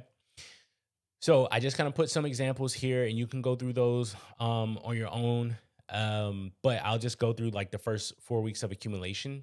The main compound lifts, 6 to 8 reps, 2 sets for week 1. And then week 2, we do the same thing, and we're doing 3 sets for the compound lifts and still 2 sets for the accessory lifts. Here, I've kind of gone through this thing of having people do 2 sets for their first exercise. the reason why I have them do 2 sets, not for the just the first exercise, but for the first week for all of their movements, because they're being introduced to new movements. And this allows them to feel the movement out, learn it a little bit, and not accumulate too much fatigue. So going into next week, they can actually express themselves a little bit more. And it's kind of like a deload coming off of the previous cycle of training as well. So it serves as a deload and kind of going into this new cycle. A deload is just a reduction in overall fatigue on the system. So that way you can adapt to the new training stimulus. Okay. Like I told you, I try to keep things simple, and I don't like use a lot of scientific jargon. So I try and figure out the right words to use for those specific terms, like deload. Okay.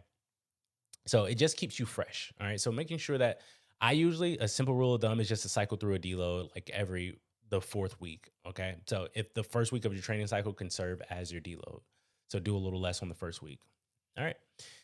Okay, now we are going into some notes on what I have wrote here. So you want to increase the load set to set only if tempo is maintained. We're reinforcing that point. If tempo breaks, keep the same weight for the remaining sets. Increase load each session if all sets are completed cleanly in the prior session. Okay, so again, late beginner progression 4-week example. So week 1, we got main compounds, 10 reps. Okay, so this is what I meant about like you don't have to do the rep range. 10 reps times 3 sets. The accessory movements, we're doing 10 to 12 reps times 3 sets here. And then we're keeping that same scheme week to week, all the way up until, we do a new set of movements, right? So we can do one set of movements for that 4 weeks. Let's say we do back squat for our compound lift, and we're doing a RDL for our accessory lift for this whole entire cycle. We're increasing the weight for those movements. And then for the next cycle, we're doing a front squat. And then we're doing a good morning. We're doing that for 4 weeks. Okay. And then the next cycle, something different. So we're just exposing ourselves to a multitude of different movement patterns and expression of that specific movement pattern. So that way we get a broad base to work from, and we're more resilient in our movement patterns. So when you see athletes participate in certain sports, if an athlete has participated in a multitude of different sports, they may be more well-rounded because they have a lot of different strategies to try and figure out how to perform this task compared to someone who's only done it one way and they only know this one way of doing it. It's like being one-dimensional in mixed martial arts. If you only have stand-up, then you only have one way to defeat your opponent. But there's a multitude of ways that you can be defeated if they have more than just stand-up, right? Or they have more competence in the stand-up. Like, let's just say they have high competence level, high experience in the stand-up. So let's just say you have high competence in the squat because you've done a multitude of different squat variations. But you have low competence in your ground game, or you have low competence in your bending pattern because you haven't done that pattern a lot. So you can be an advanced in a squat pattern, but be a beginner in a bend pattern, for instance, or be a beginner in a pressing pattern. I would say myself as a beginner in a pressing pattern. So that's just getting off and giving you an example of what I mean by why we try to build that base there. Okay. All right. So now we're moving on. I put in here, so beginner progressions, foundational blocks here. So beginners remain in the accumulation phase longer. Focus on control, tempo, consistent effort. All right. So fewer total sets overall, more consistent practice. So you're getting more exposure. Expect rapid improvements in strength, coordination, joint control within the first 8 to 12 weeks. You're going to see a lot of improvements there. A beginner can be advanced in one movement, like I said before, like deadlifting, but still new in others, like pressing.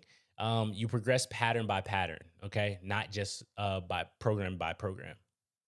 So you're progressing each pattern of movement, because there's people who could like be really experienced in the squat, like really strong in their squat, but then have very, very poor control in like overhead pressing movements or coordination if they're trying to do a snatch or something like that. They haven't had that experience in that area. So they need a lot more exposure to those movement patterns. So they may be a beginner there. Okay. So advanced progression.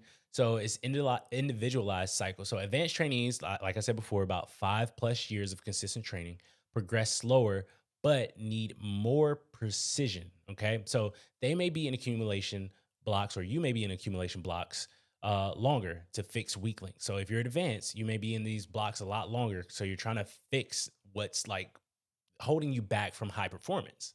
Okay. Because again, you can express that strength, you can express your power or whatnot. Like you're good with that. You know how to do that. You can tap into that. But there's a weak link that's holding back your performance. And we got to fix that. And it's going to take a lot longer, a lot more intervention than it would for someone who's newer to training or even intermediate. So shorter intensification and realization blocks to avoid fatigue and accumulation. Okay. Load increases are smaller, about 2 to 3% per week, but require tighter tempo control. So we can manipulate the tempo to help with that progression. And the weight increases may vary a lot more too. So the key takeaways on that portion is progress. Progress. I don't even say progress within the workout. Add weight set to set if tempo holds.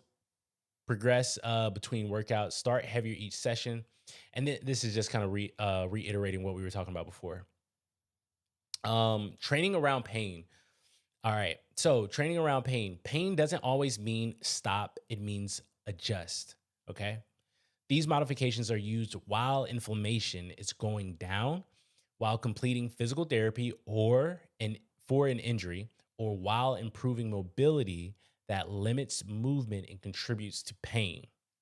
The goal is to keep training safe, support the support the recovery process, and maintain strength and movement quality without making issues worse.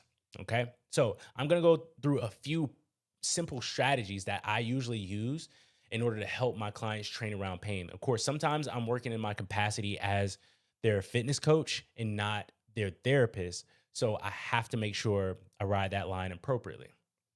And understand, if you have a trainer and you get an injury or whatnot, or you have a coach and you get an injury, you got to make sure that they're staying within their scope, because I've kind of like stepped over my bounds before too and tried to rehab, not just try to rehab, but holding off on telling somebody to rehab, one, because of ego, two, because of not really knowing, that scope and that line where it's supposed to be drawn.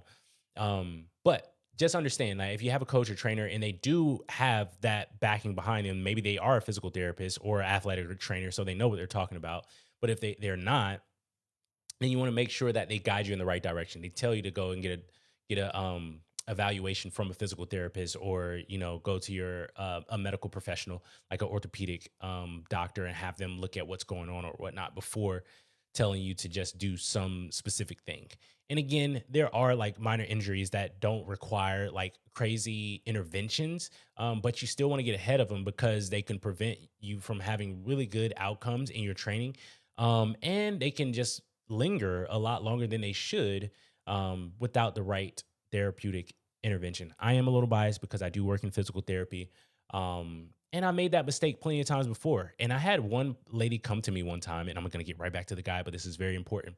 But she said her personal trainer that she was working with had a corrective exercise specialist certification. But he was stretching her out and he hurt her hamstring or something like that. And I'm like, oh, that's not good at all. So yeah, be very cautious there, and make sure you're dealing with the right people that can help you, and that has your best interest in mind. Okay, when it comes to these injuries, let's get right back to it. So the first thing is to reduce range of motion. Limiting how deep or far you move can help reduce joint stress, irritation during recovery. All right. So examples: box squat instead of a back squat. So if you have, let's just say, some type of knee irritation going on, reducing that range of motion can definitely help with the box squat. Same thing. Instead of a split squat, do a split squat instead of a rear footed elevated split squat. So both feet are on the ground with the split squat. Back leg is on a bench or a box or an elevated surface with the rear footed elevated split squat. Okay. So that just requires way more range of motion, and it could irritate whatever injury you may have going on more. Okay. Floor press instead of a barbell bench press. So if you have some shoulder irritation going on, maybe reducing that range of motion might help there. Block or rack pull instead of a conventional deadlift. So if you have some type of back issue that's going on right now, something that's a little flared up, then maybe you might want to do block or rack pulls, okay? Instead, while that heals up. Next thing is tempo. So slow down tempo. Slower movement improves control, reinforces stability, and helps you train the muscles around the joint instead of overloading the joint itself, okay? So if we slow it down, and this is like why I said I use tempo a lot, because I can manipulate it based on what's going on with my client. So 5 second lowering phase instead of a 2 second lowering phase. So again, if I got some type of knee issue, maybe I'm doing a 5 second lower for my squats. One, it reduces the amount of load that I can use. So that already helps. And two, it allows the stabilizers to work a little bit more efficiently as I'm doing that movement. So instead of dive bombing into the bottom of the back squat, now I just go down 5 seconds very slowly. Then I come up more controlled as well. Okay. Or you can use pauses. So let's just say a 3 second pause in the position that usually feels restricted or unstable. So if you go down into a squat and then you hold that for 3 seconds to reinforce some stability there, instead of just coming straight out of it, now you reinforce stability, tell your body how to actually control that movement. And then it's maybe less painful. Okay. These are all different strategies that you can use. Okay. So the next thing is change the angle of the movement. So small changes in joint angle or grip position can dramatically reduce discomfort while still training the same muscle groups. All right. So neutral grip bench press. So elbows closer to your body instead of a standard dumbbell bench press with the elbows flared out like so.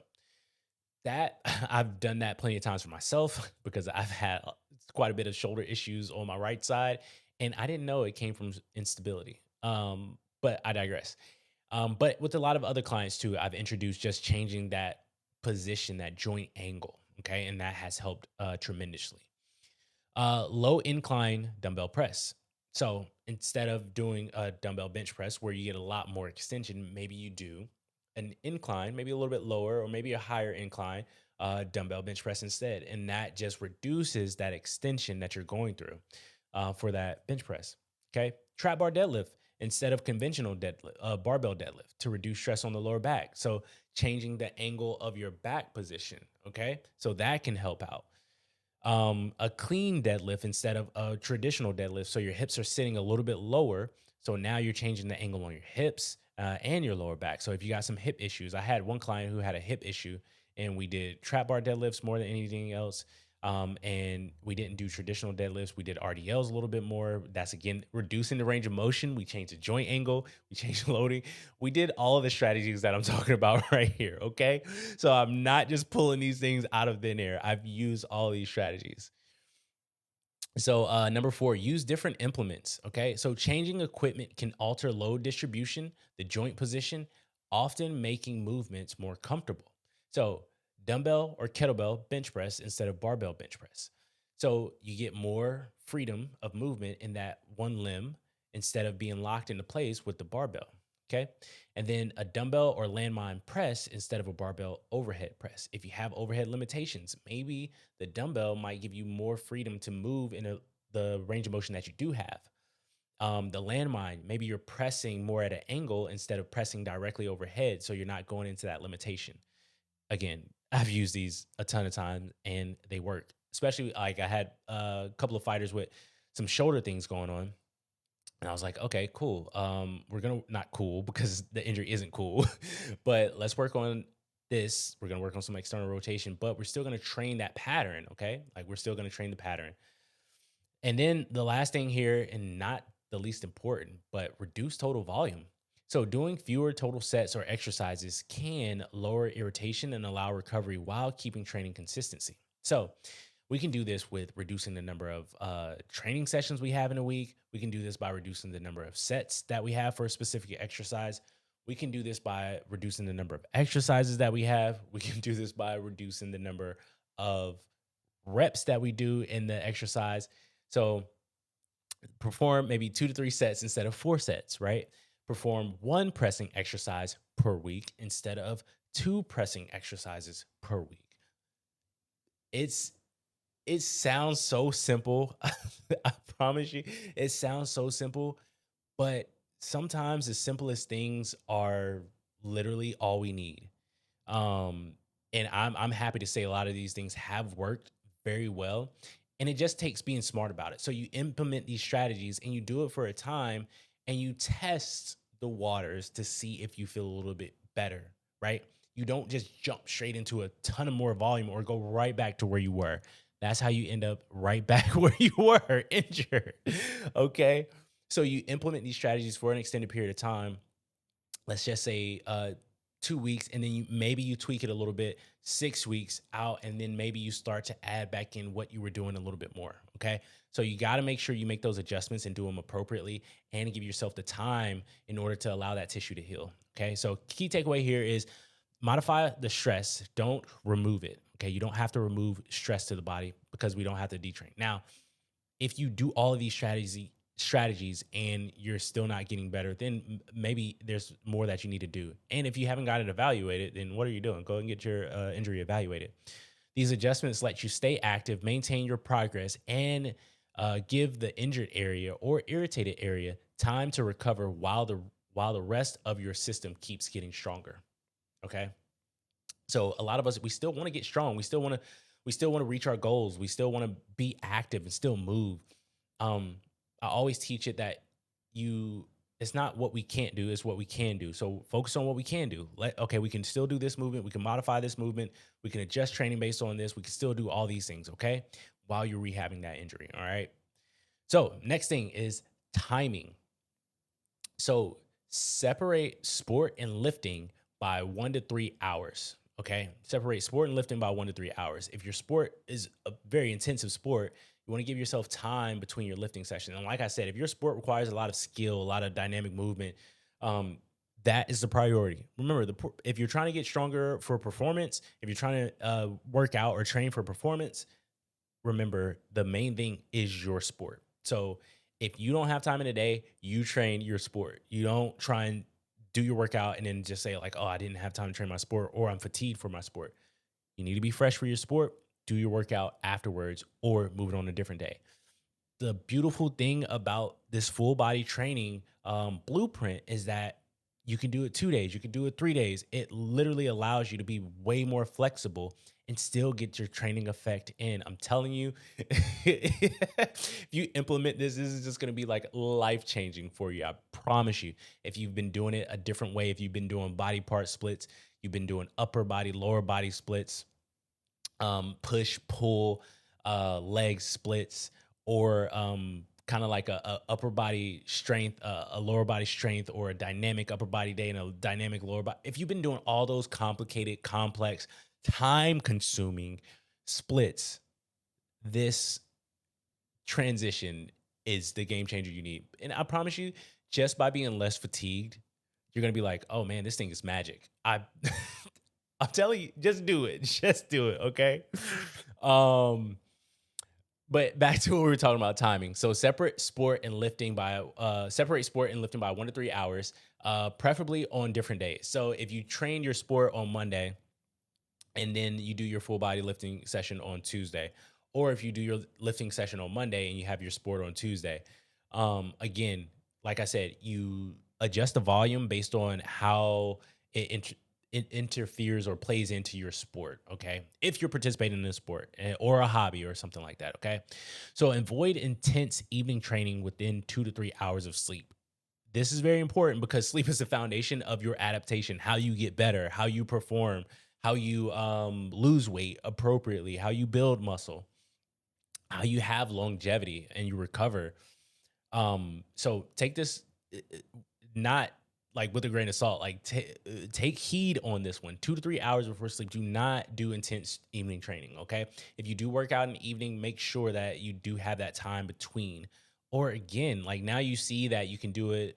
It's way more time efficient. You can figure out a day to where you don't have, you have the ability to separate it further away from sleep time. Okay. All right. So additional frameworks here and guidelines, and I'll go through these. Like I said, with a good amount of depth, but not trying to keep you any longer than I have to. But This section builds on everything else you learned so far and gives you more tools to adjust your training to real life. Okay, that's the point of this, to adjust your training to real life based on how often you train, how you condition, how you track progress, and how to avoid the most common mistakes people usually make. Um, so, weekly training frequency. So, this section will help you decide how many days per week you should train based on your schedule, your recovery, and your lifestyle. So, the goal isn't to do as much as possible, it's to do the most effective amount you can recover from and sustain long term. Again, like I said, the foundation is health first and foremost. So, you're already in that longevity piece, and then you build your performance on top of that. Okay. So, excuse me. I really apologize. I hope you are not hearing any of that. But I had ate before this whole entire thing, and I was like, I gotta get this done tonight because I was just like super excited about getting it out to you guys. Okay. All right. So anyway, back to weekly training frequency. So 2 days per week, minimal effective dose. I always tell people to start off with the minimum effective dose. When people come to me and say they want to train, I'm just like, okay, I look at their schedule and I say, all right, let's start off with maybe 2 days or 3 days a week. One client that I had got recently, we started off with a 2 day training split, full body training split. And they had asked me, do I need to do more training? And I'm just like, no, you already making progress from what we were doing before. You already train other things, jujitsu, kickboxing, and stuff like that, multiple days a week. So no, you're doing plenty enough. Okay. So 2 days per week, minimum effective dose. So let's dive into this a little bit more so you can understand the nuance and where it fits for you in your life. Okay. So if you have a physically demanding job, you train a sport 3 or more times per week, run or bike multiple days, or your life stress is high. 2 days of resistance training is plenty. This setup gives you the strength and the health benefits of training without creating extra fatigue or cutting into recovery. So, that's just a guideline, a little framework, giving you some guardrails to go off of so you don't end up, like I said, overtraining, under recovered, and not improving or potentially injure yourself. Like I see too many unnecessary injuries that could have been avoided by like adjusting your training based on what you got going on in your life. So, like, really take heed to this specific portion, okay? I'm not fear mongering here. I'm literally giving you the realistic breakdown that people don't normally give. 2 days a week is plenty enough. And the reason why people don't see that is because they haven't tried it enough. Or seen it done, or doubt that it's effective as a coach in general because they're not willing to risk it. And I've done it with myself and I've done it with a ton of my clients. So I'm just like, oh, I know this training split can work. And it works very well for busy people, people who have all of these specific things. And you get a lot of benefit if you're not you're looking for the longevity piece, your job is very physically demanding. That 2 day a week split gives you enough training volume to see improvements in your performance, your energy, and your ability to recover and be fresh for your job. Like, that's the point, right? And to build that resilience. The main thing that got me into fitness was I got hurt at work. I got hurt at my job from an overuse injury, and it was because I wasn't working out. I was a skinny fat, so to speak, but I got hurt due to an overuse injury. My body wasn't resilient enough to handle the continuous repetitive stress of my work. And again, this is where some people go wrong because then they'll add in the extra volume in their training that interferes with their work. Okay. So if your job requires you to do a lot of squatting, then don't do that movement pattern as much in your training. Do more bending patterns for your lower body. If your job requires you to do a lot of pressing, don't do a lot of pressing in your specific workout. Do more pulling exercises. This is again just reducing the overall volume. And you'll know to make that adjustment because we talked about it earlier, right? If some fatigue or some irritation starts to build up, make that adjustment to your volume. And then you'll be like, okay, maybe I just need to keep it this way throughout and I'll put some more volume in another area. It's as simple as that. Okay, so I did want to get that little caveat there, but this is the part that I really enjoy because I enjoy designing the workout around people's lives and also what they have going on with their specific task and how it can complement that and not interfere with that so they can thrive in their life. So it's very important to me. All right. So the next thing is 3 days per week. So this is a balanced approach here. So if you play a sport or have an active hobby 1 to 2 times per week, 3 days of training is usually the sweet spot. It's the most balanced approach for improving strength, muscle, and endurance at the same time while still leaving room to recover and enjoy other activities.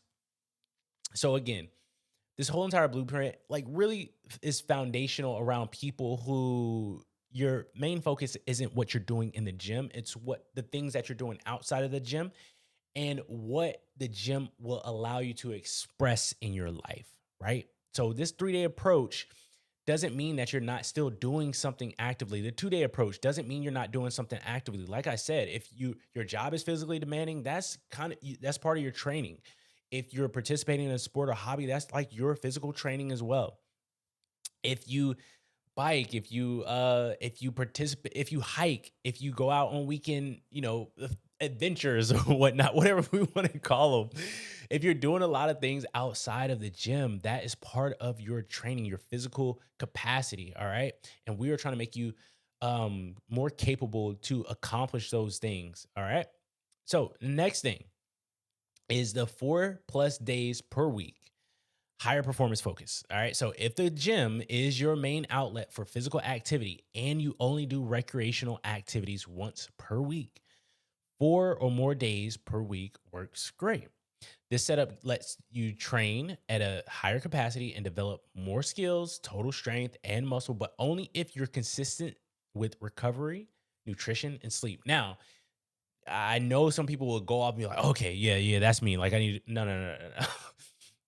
Go back to the first ones. If you have all those other things going on, all those multiple days a week, pull it back, pull it back. But if you have a ton of free time and the gym is you're participating in Olympic weightlifting, you're participating in functional fitness or something like that, but you're doing it on your own. You don't necessarily have a coach, but you do enjoy it. You're participating in powerlifting or whatnot, or you just enjoy just fitness in general and you just like being in that environment, like that's cool. Like that's great. So the 4+ days a week is perfect for you. Like that's great. You can do multiple training sessions, but again, you do have to make sure that other things are dialed in. Your sleep, your stress management strategies, your nutrition, how much you're eating, the quality of your food, your hydration. You have to make sure those things are locked in because then you're just going to be breaking yourself down and not building yourself back up. Okay. So coach's tip, match your training volume to your recovery capacity and life demands. That is the main point of weekly training frequency framework. Okay.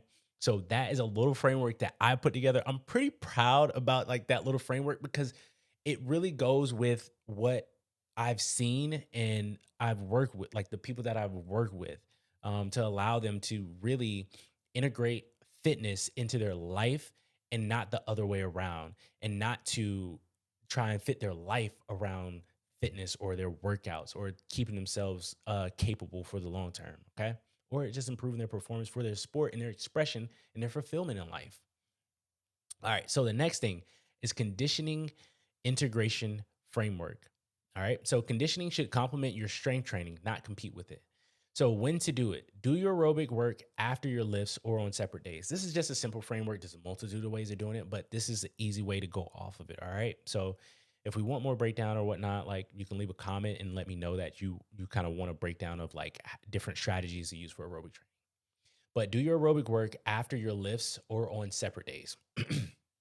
So like I showed you in the example, you can do your aerobic training as a C portion, and that's perfectly fine. Or you can do it on a different day. So let's just say your day one is your full body resistance training work, and then you're doing that on Monday. And then on Tuesday, you're doing like 30 minutes of a jog or a bike, or you're doing your interval work for your runs or whatnot.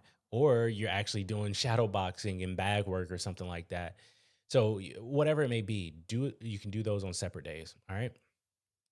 So you want to keep most sessions lower intensity. So this is more so for the longevity piece, but what's often called zone 2 work. and we won't get into the weeds with that, but to help with recovery and long term health. Just think about like those lower intensity sessions, like RPE 1 to 3 ish.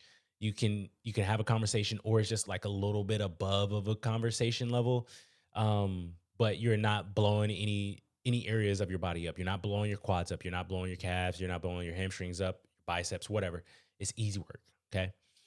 Add tougher interval style sessions once a week to build conditioning and improve performance, but only if your recovery allows it and if your sport doesn't already cover this. So this is another part like people kind of get into problems with is if you already have a sport that requires, let's just say soccer, like you're running around up and down the field or whatnot, and then you're trying to add more bike intervals on top of that. It's just like, nah, like your sport's already kind of training that energy system. Same thing with fighters. I kind of see like fighters, wrestlers, the combat sports arena, like a lot of them, like they or coaches want to try and like do so much with the energy systems work. That's what we call it, energy systems work. Everyone's just like, okay, well, this is what it's way more complicated than that. But the best conditioning is going to be you doing your sport. So if I can just leave you with anything on this part, if you participate in a sport, the best conditioning you can do is your sport, and then do your resistance training. Do your sport, do your resistance training. If you've never done conditioning before, and because this is a example from one of my clients, if you don't do conditioning and you haven't done it in years, maybe, or you just never really done it, but you only done weight training, and then you get into a sport like kickboxing or jujitsu or something like that, and you're just like, man, I get fatigued out. Okay, maybe let's add a little bit of some conditioning in, some biking in, low impact stuff, some rowing in, low impact stuff that's going to build your lungs a little bit. Maybe some intervals here and there, build your lungs up, build your capacity. So that way now you can express more in that sport. You don't get so gassed out, and you can actually do the skill a little bit better. Okay. So maybe you might want to implement that a little bit more. But of course, this is more the recreational sporting side of things than the actual you participating in the sport for money. Like it's your livelihood, medals and stuff like that. Okay. So now, again, if you're in the off season, you get injured or something like that, then cool. All right, maybe we might need to do some stuff to keep your lungs up. But again, most of the time, your sport is going to be doing the most of your conditioning there. But if you're on the longevity spectrum, this all applies to you. You can do all this stuff, the intervals and stuff like that, the tough aerobics. So a full body week can look like the example earlier in the guide, easy aerobic after lifting and a tough aerobic day on another day. The days in between can be completely off days.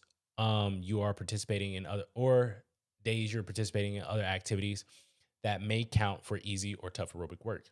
Like I said before, right? So our key thing is you want to move daily. You always want to move daily as much as possible. So even if that's just going on a long walk, a ruck walk or whatnot, move daily. Moving daily is just going to allow you to actually move more blood in your body, which is going to transport more nutrients to all the areas of your body to help feel good, to help improve recovery, and longevity. All right. So if you already play a sport or do endurance work, I had already mentioned this before, but let's reiterate it. You're likely getting enough conditioning through that. Resistance training will cover other needs. If you're injured or taking time off from your sport, that's when it makes sense to bring conditioning back in. Okay. So just keep that in mind. Simple rule: use low to moderate intensity work during base building accumulation phases. So that 15-minute long work, the 20-minute long work, stuff like that. And add higher intensity conditioning during phases when your strength and skill base is already established. So the intervals, 3-minute intervals, 2-minute intervals, 1-minute intervals, that type of work. Or 400-meter rows, 500-meter rows. I said 400-meter rows, 500-meter rows, 800-meter runs, run intervals, stuff like that. All right, number 4, and we are getting close to the end of this, so stick with me. Common mistakes to avoid. Even great programs fail when the fundamentals aren't followed. Okay, so even great programs fail when the fundamentals aren't followed. Here are the most common mistakes people make and how to avoid them. So doing too much too soon. Start smaller than you think you need to. It's easier to build up than to recover from doing too much. I mentioned that before. So I got into that before we even got to this part.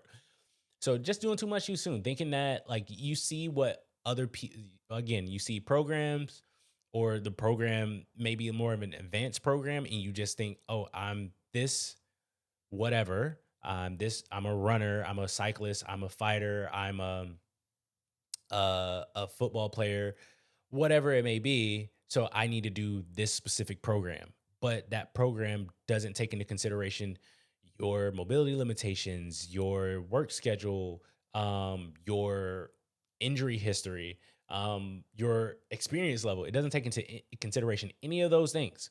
It's just a program that says, like, hey, if you want to improve this, do this program. How do I know? Because I've done a ton of programs before. I used to be a program hopper. I'm not ashamed to admit it. I am a recovering program hopper. I hopped from multitude of programs, weightlifting programs, um, strength programs, CrossFit programs, not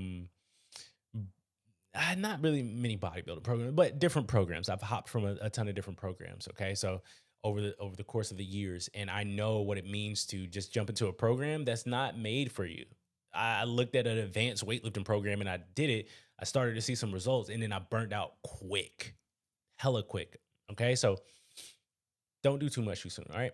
Next thing, skipping warm ups. So a proper warm up primes your body to move efficiently. So too much warm up, on the other hand, can leave you tired before the real work starts. So keep it focused and intentional. All right. So I mainly see this with like shoulder stuff. So rotational, external rotation, doing a ton of different shoulder exercises. And then you burn out your stabilizers before you can even allow them to stabilize your movements.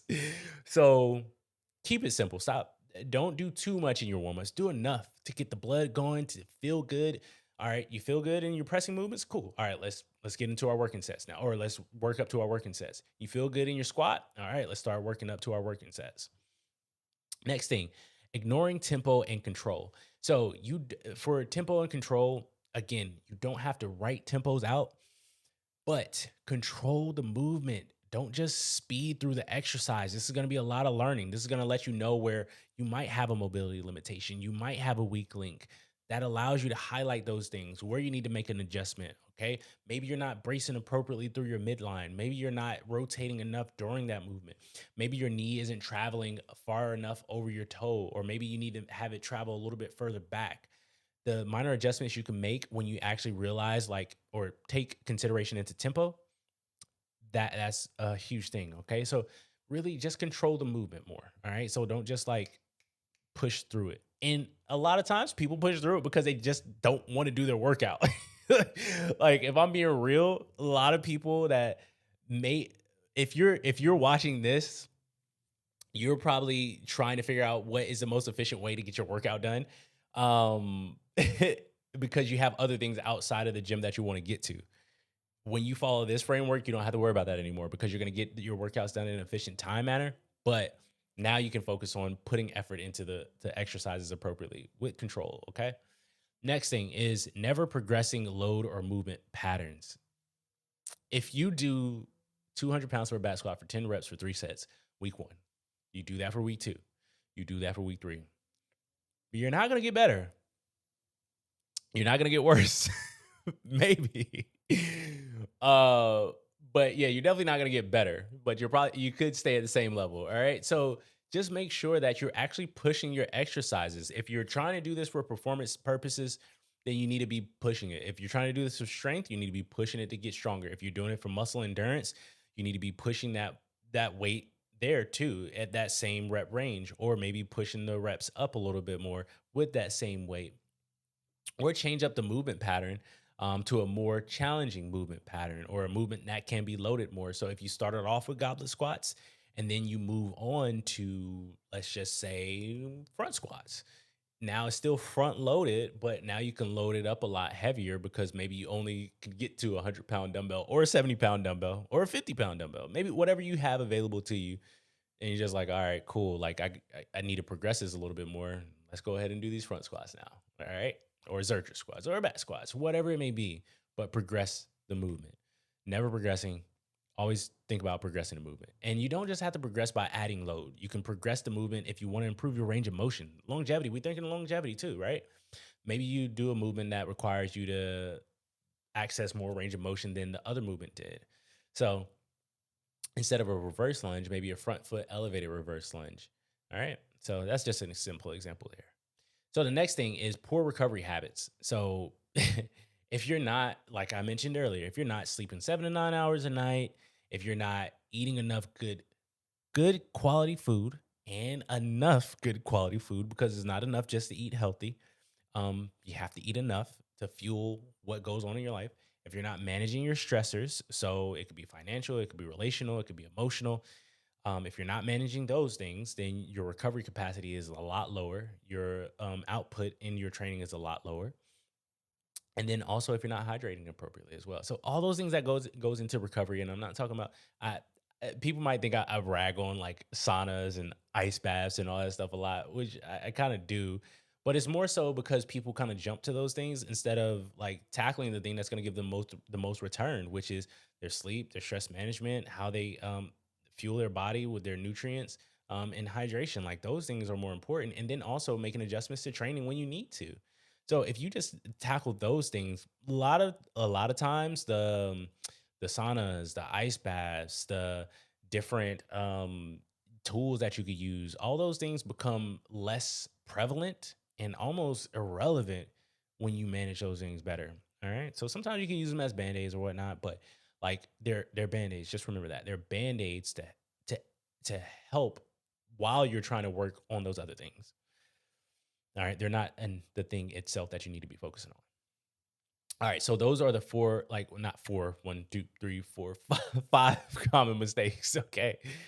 All right. And then there's some sample workouts here that I have in the guide. So it's a beginner full body kettlebell workout, a full body dumbbell workout, a joint friendly full body workout, and then another full body barbell plus dumbbell workout in the guide there too. They're all links to the YouTube videos on the channel. And a key thing here, none of those have tempos written in them. Okay. So you don't have to worry about that part. Um, yo, if you've made it this far in the video, like you actually watched or you've listened all the way through, I sincerely appreciate you for one and applaud you for number two.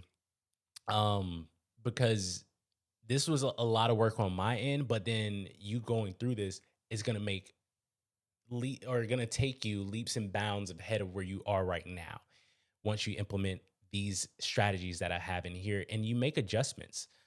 This is about your long-term health, your performance, um, and how to thrive in life. Like one of my biggest points here is I want to help people thrive. And if I can help you thrive in your life by just implementing this simple framework into the way that you approach workouts, then I've done my job and I am sincerely happy about that. And also, like, I want your feedback. Was this enough for you? Did I give you enough information to go off of? Is there anything else that you would like to see? Put it down in the comment section below. If there's something more that you want, you can book a call with me. Right now, my calls are free. Like, if you want me to help you implement what we have in this blueprint here for your life, you can book a call with me for free. It's not a sales call or anything. I just want to help you out and make sure that you get on the right path so that way you don't have to worry about like literally depending on somebody for your health and to take care of yourself. Like that's the thing. I coach people to eventually make them self-sufficient in the way that they take care of themselves when it comes to their nutrition, their sleep strategies, their stress management strategies, their workouts and all that other stuff because those guys are coming too. So be on the lookout for those things. But that is my whole entire goal to make you as self-sufficient as possible and to also like skim through all the noise and know that like okay, well I've already listened to this full guide and nothing else out there is giving me the amount of detail, the amount of nuance, the breakdown, the customization that this is giving me because it's not. All it is, they're kind of going off of like more science or more older programs or like, just a general template or temple breakdown or whatnot. But this is my coaching experience. This is what I have learned over the years of working with a multitude of people on how to help them navigate fitness with their lifestyle, with their sports, with their hobbies that they participate in, with their extracurricular events that they enjoy, with their work stress, with their life stressors, how to make adjustments when life kind of hits. When you have a newborn baby or something like that, like you have, there's a multitude of different things that happen in life. And if you have a framework to work off of, to know to make adjustments, wouldn't that be amazing? Yes, it would. And now you do. Um, I'm just very excited about this whole entire thing. I appreciate you listening. I'm gonna stop talking right now. Um, but yeah, you can go back, listen to this over and over again. I'll make sure to have different segments in there so that way you understand and you know like where you can go back to and look into on this specific guide, this video here, so that way you don't have to like listen to the whole entire thing again. I want to make this as seamless as possible for you to integrate. And again, if you need help with this, you can book a call. Like it's completely free. All right. I want to help you out, help you get to the point. And I say it's free for now. I put that in the guide. It's free for now until I have so many calls that I can't have it be free anymore. Okay. You know, it's supply and demand. Right now, the demand isn't that high, but in the future, it may be once people see this. All right. So book your call now while it's free. So that way I can help you, you know, work through this. Hey, but if anything else, if you don't do anything else, but you listen to this whole entire thing, I really appreciate you. And you downloaded the guide, that's plenty enough. And like I said, this is for you. This isn't for me. Like this is for you. So if there's anything I can do to improve on this specific thing, let me know because I will improve on it. And then I'll send a 2.0 version. Okay. So if there's enough improvements that people want to see inside of this specific thing, then I will make those improvements and make a 2.0 version, do this whole thing again. All right. Cause it's all about improvements. There's always things that may come up and something that I may have missed. I may finish with this and be like, okay, probably should have added that in, just like I mentioned about the assessment. But all right, okay, cool. Like I'm done. I'm stopping now. We've hit enough. I appreciate you as always. And again, I'll see you in the next one. Yeah, see you in the next one. Peace.